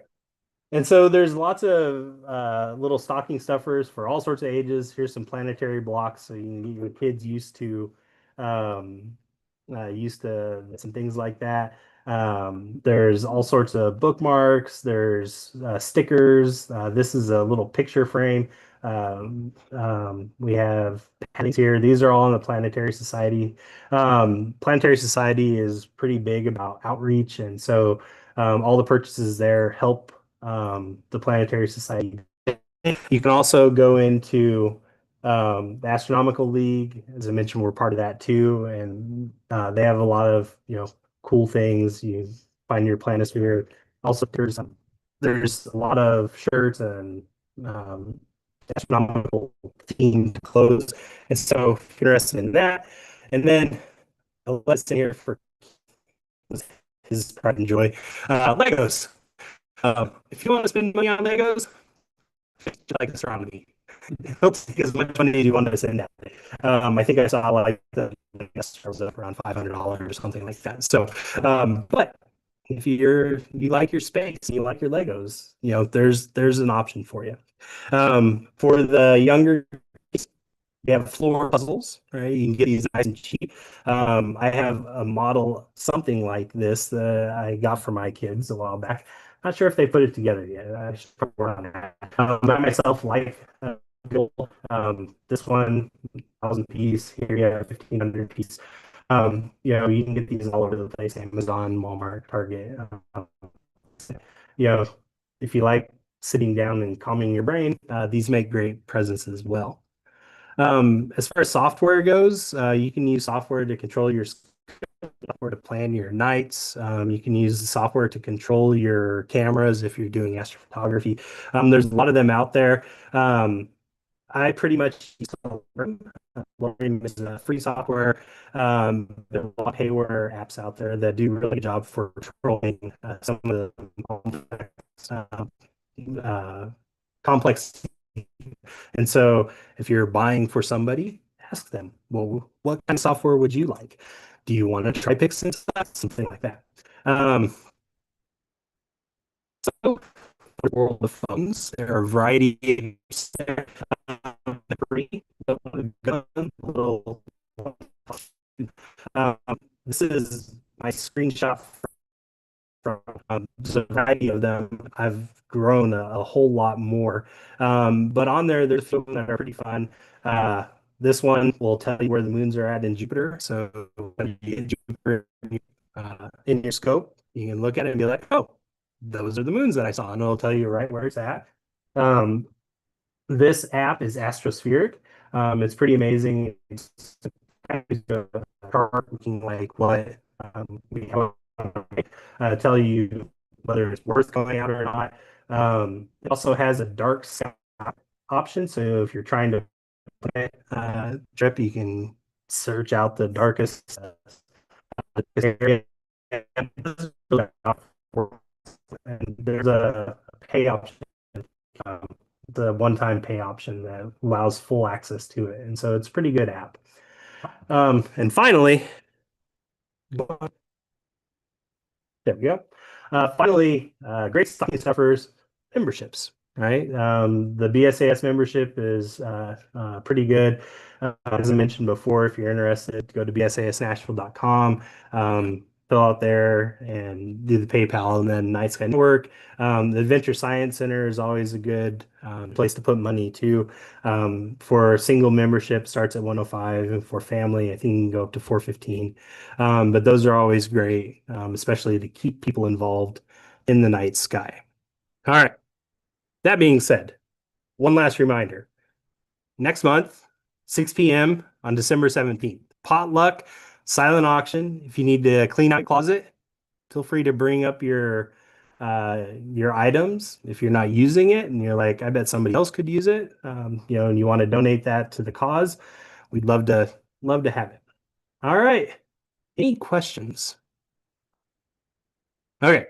Now, before we leave tonight, if you notice there's a variety of we're gonna probably give 5-10 minutes, you think? If people want to go back and look and 9:15. So 9:15, we'll actually hit our auction or start winding it down. So if you want to go back and look and see where it's at, put in bids. We'll come back in about 10 minutes and get that. Good. All right.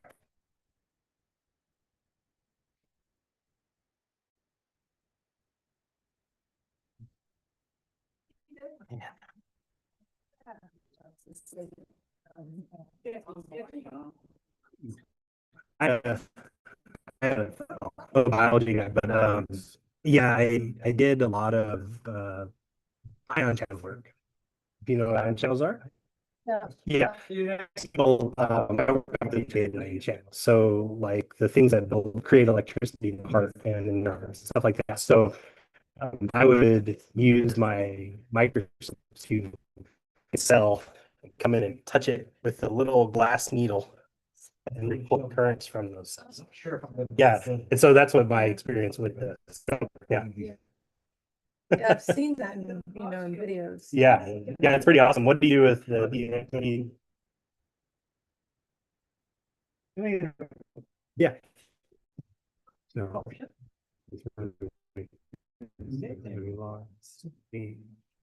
Yeah, a second.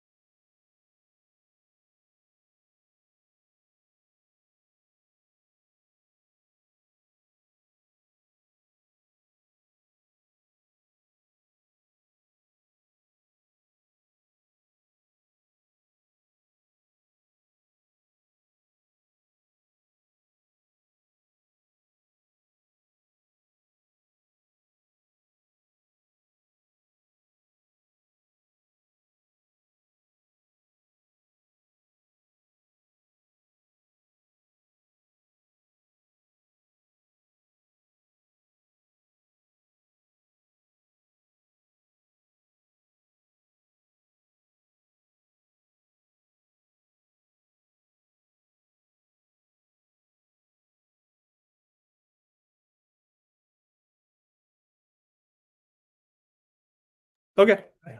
Well, that's cool. I figure I'll get it. I live long enough. How many more you got to go? 6. Six? Oh, that's awesome. Get advanced double stars. This is all binoculars. Yeah. Oh, wow. No binoculars. None of the. To save my neck, yeah. Put them on the map. Yeah, none of the 8-inchers. Yeah. Well, that's awesome. Thanks a lot. Yeah, yeah.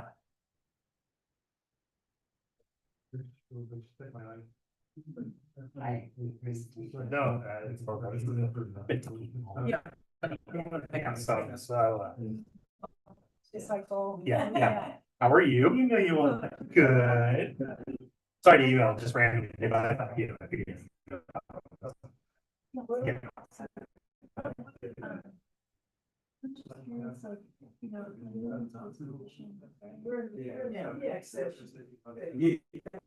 Instructions or like what? So it's probably more of a Theo question, but so it's essentially just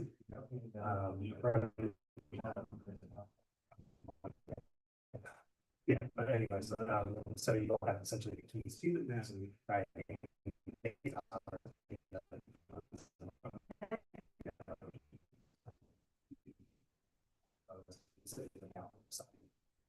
Mr. That's I don't mind her. Okay, okay. But what do you do? So,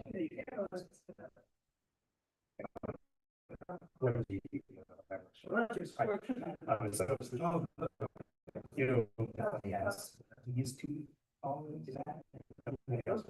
Help out with. So that's why it's like we can get you.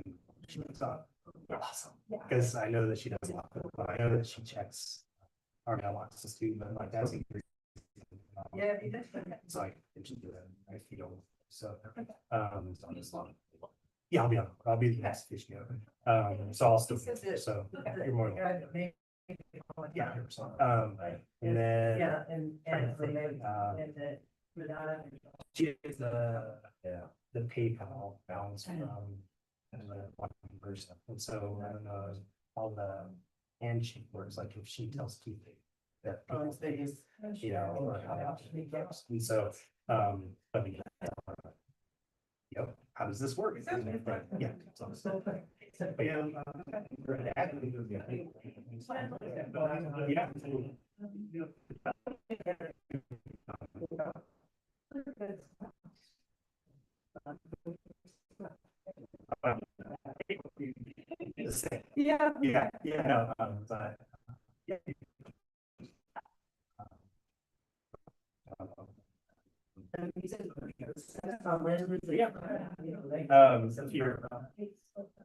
yeah. If you're interested. If you're interested in want to assume especially it's a first one happened, so first was C. But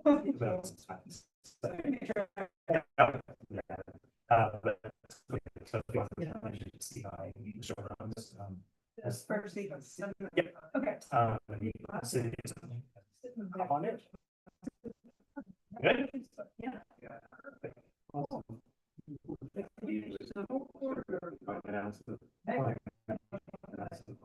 Who actually did, probably one who did. Okay, well, so, all right, so.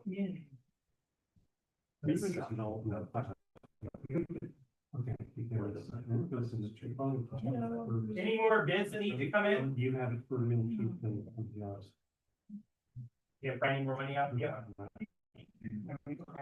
There's a lot of. So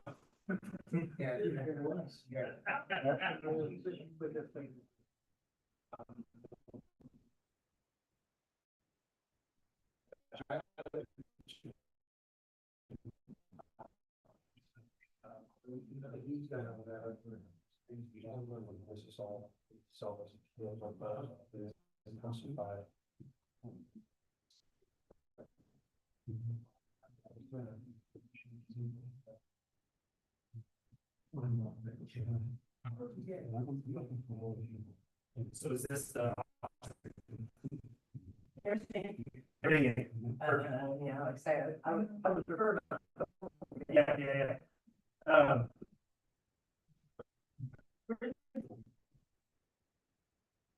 All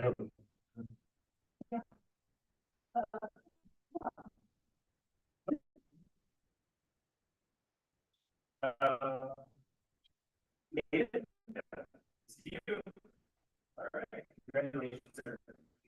Easier.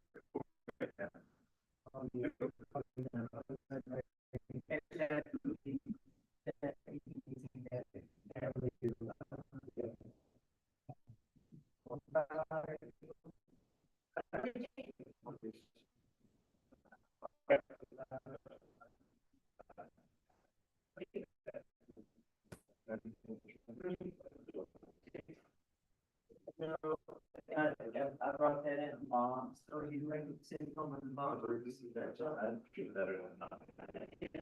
Yeah, yeah.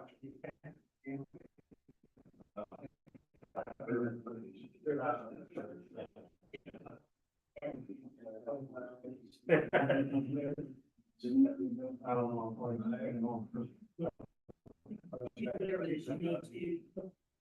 My mom's birthday is Donna. This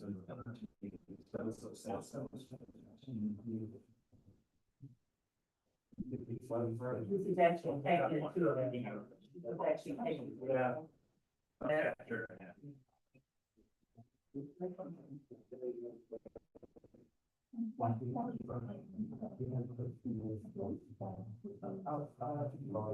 Yeah.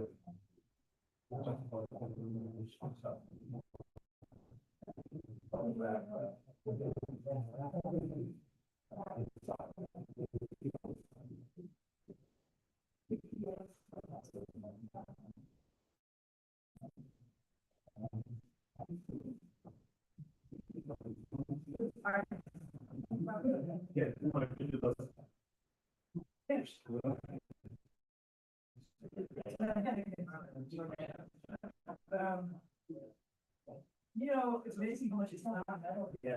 That's part of my.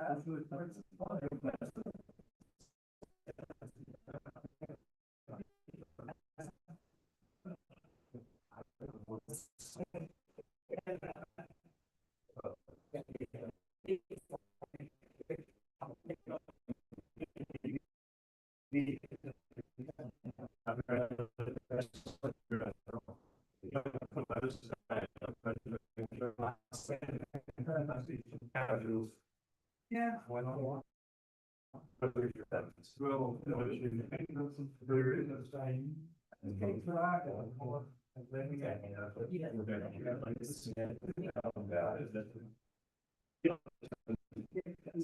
Well, I mean, yeah, it's like, I'm sure that won't be my.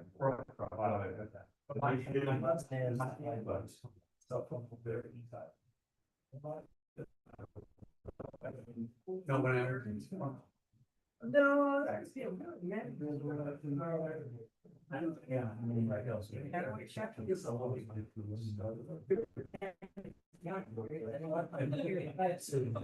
A big poster for stuff.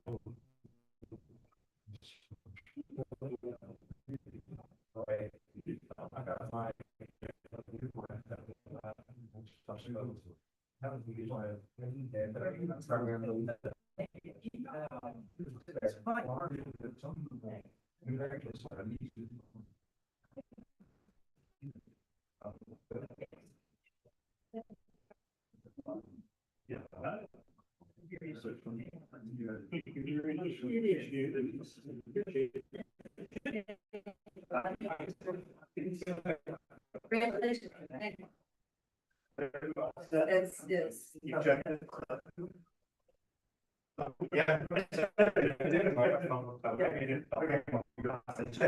We took them all out today, everything you checked out. See if I have a problem, but. Yeah, sure. Yeah. I mean, actually, I can, so. Yeah, but yeah, so it's on my best, so that's.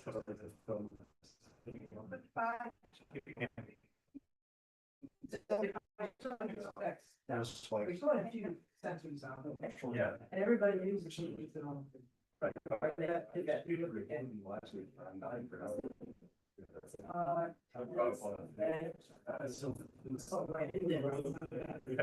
That's stuff that.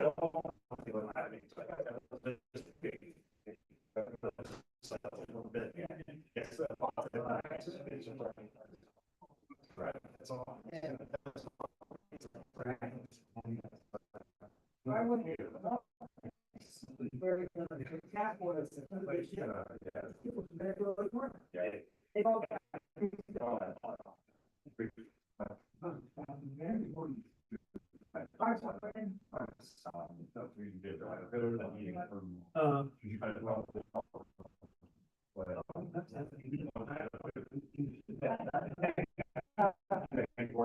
They all special.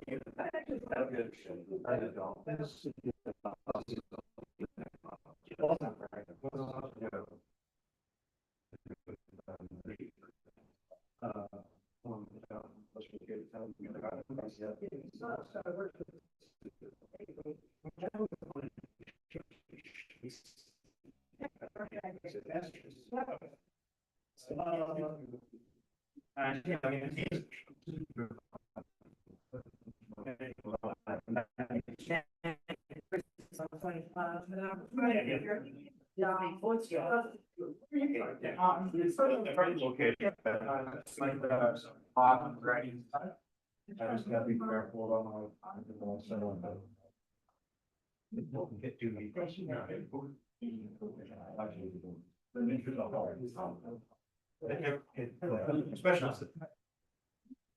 Yeah. It depends on the. Because I have to, if I have to be 40. I don't. That's, Yeah. okay. That's great. I know. That's hard of the interstate. Yeah. After work.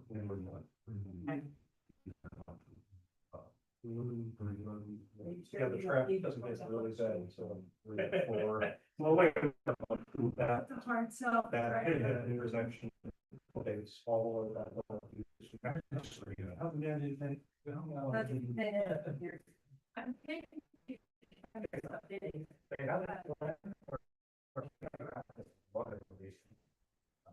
Well, I think this shot that I'm at Andrews Street.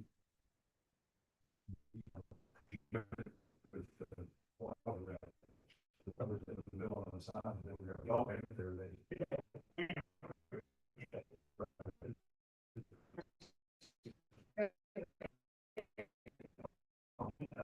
just. Well, that's still really fun.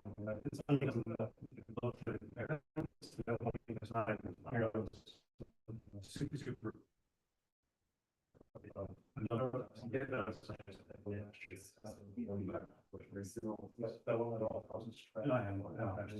Well, you like it, nice. It's the only test.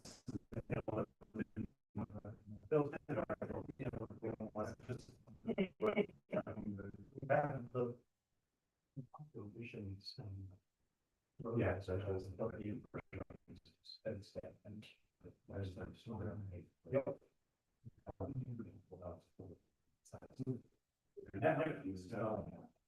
Oh, yeah. Stuff like that. What's that? It's like. Why do you let me tell the hype? Well, they're like.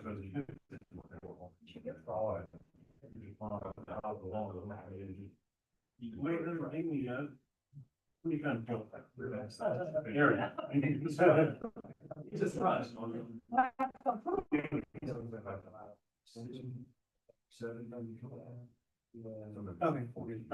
I saw some of those weird actually. The big.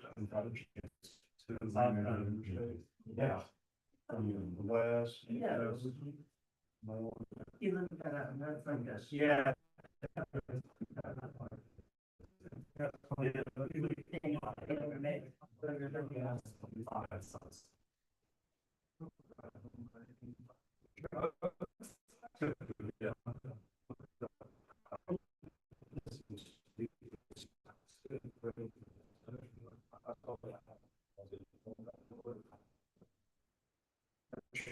Here's a song.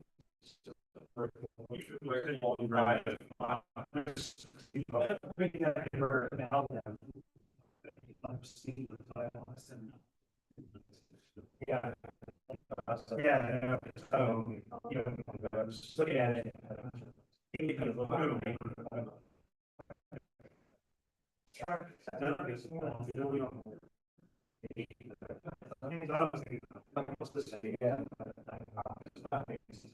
I guess it's going to work all the time.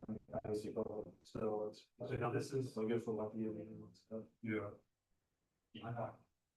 Yes, it's good. Flat, so this is, that's all that.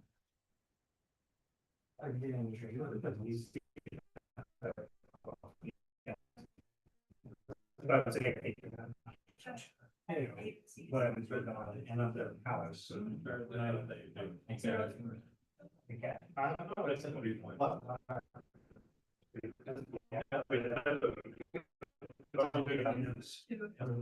So that'd be great for low magnification, being like big cluster. Yeah, I know. This one, you know, it's that. There's so many these scripts I didn't know what I thought I didn't do. And the reason this question I asked because involved was supposed to make you and it's just kind of use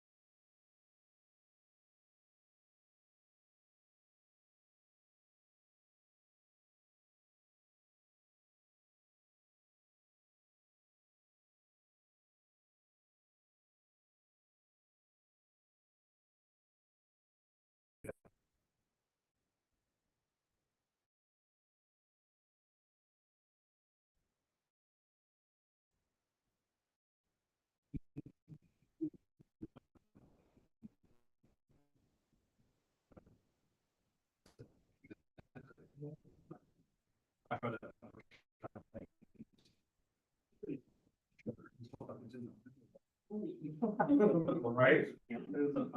What?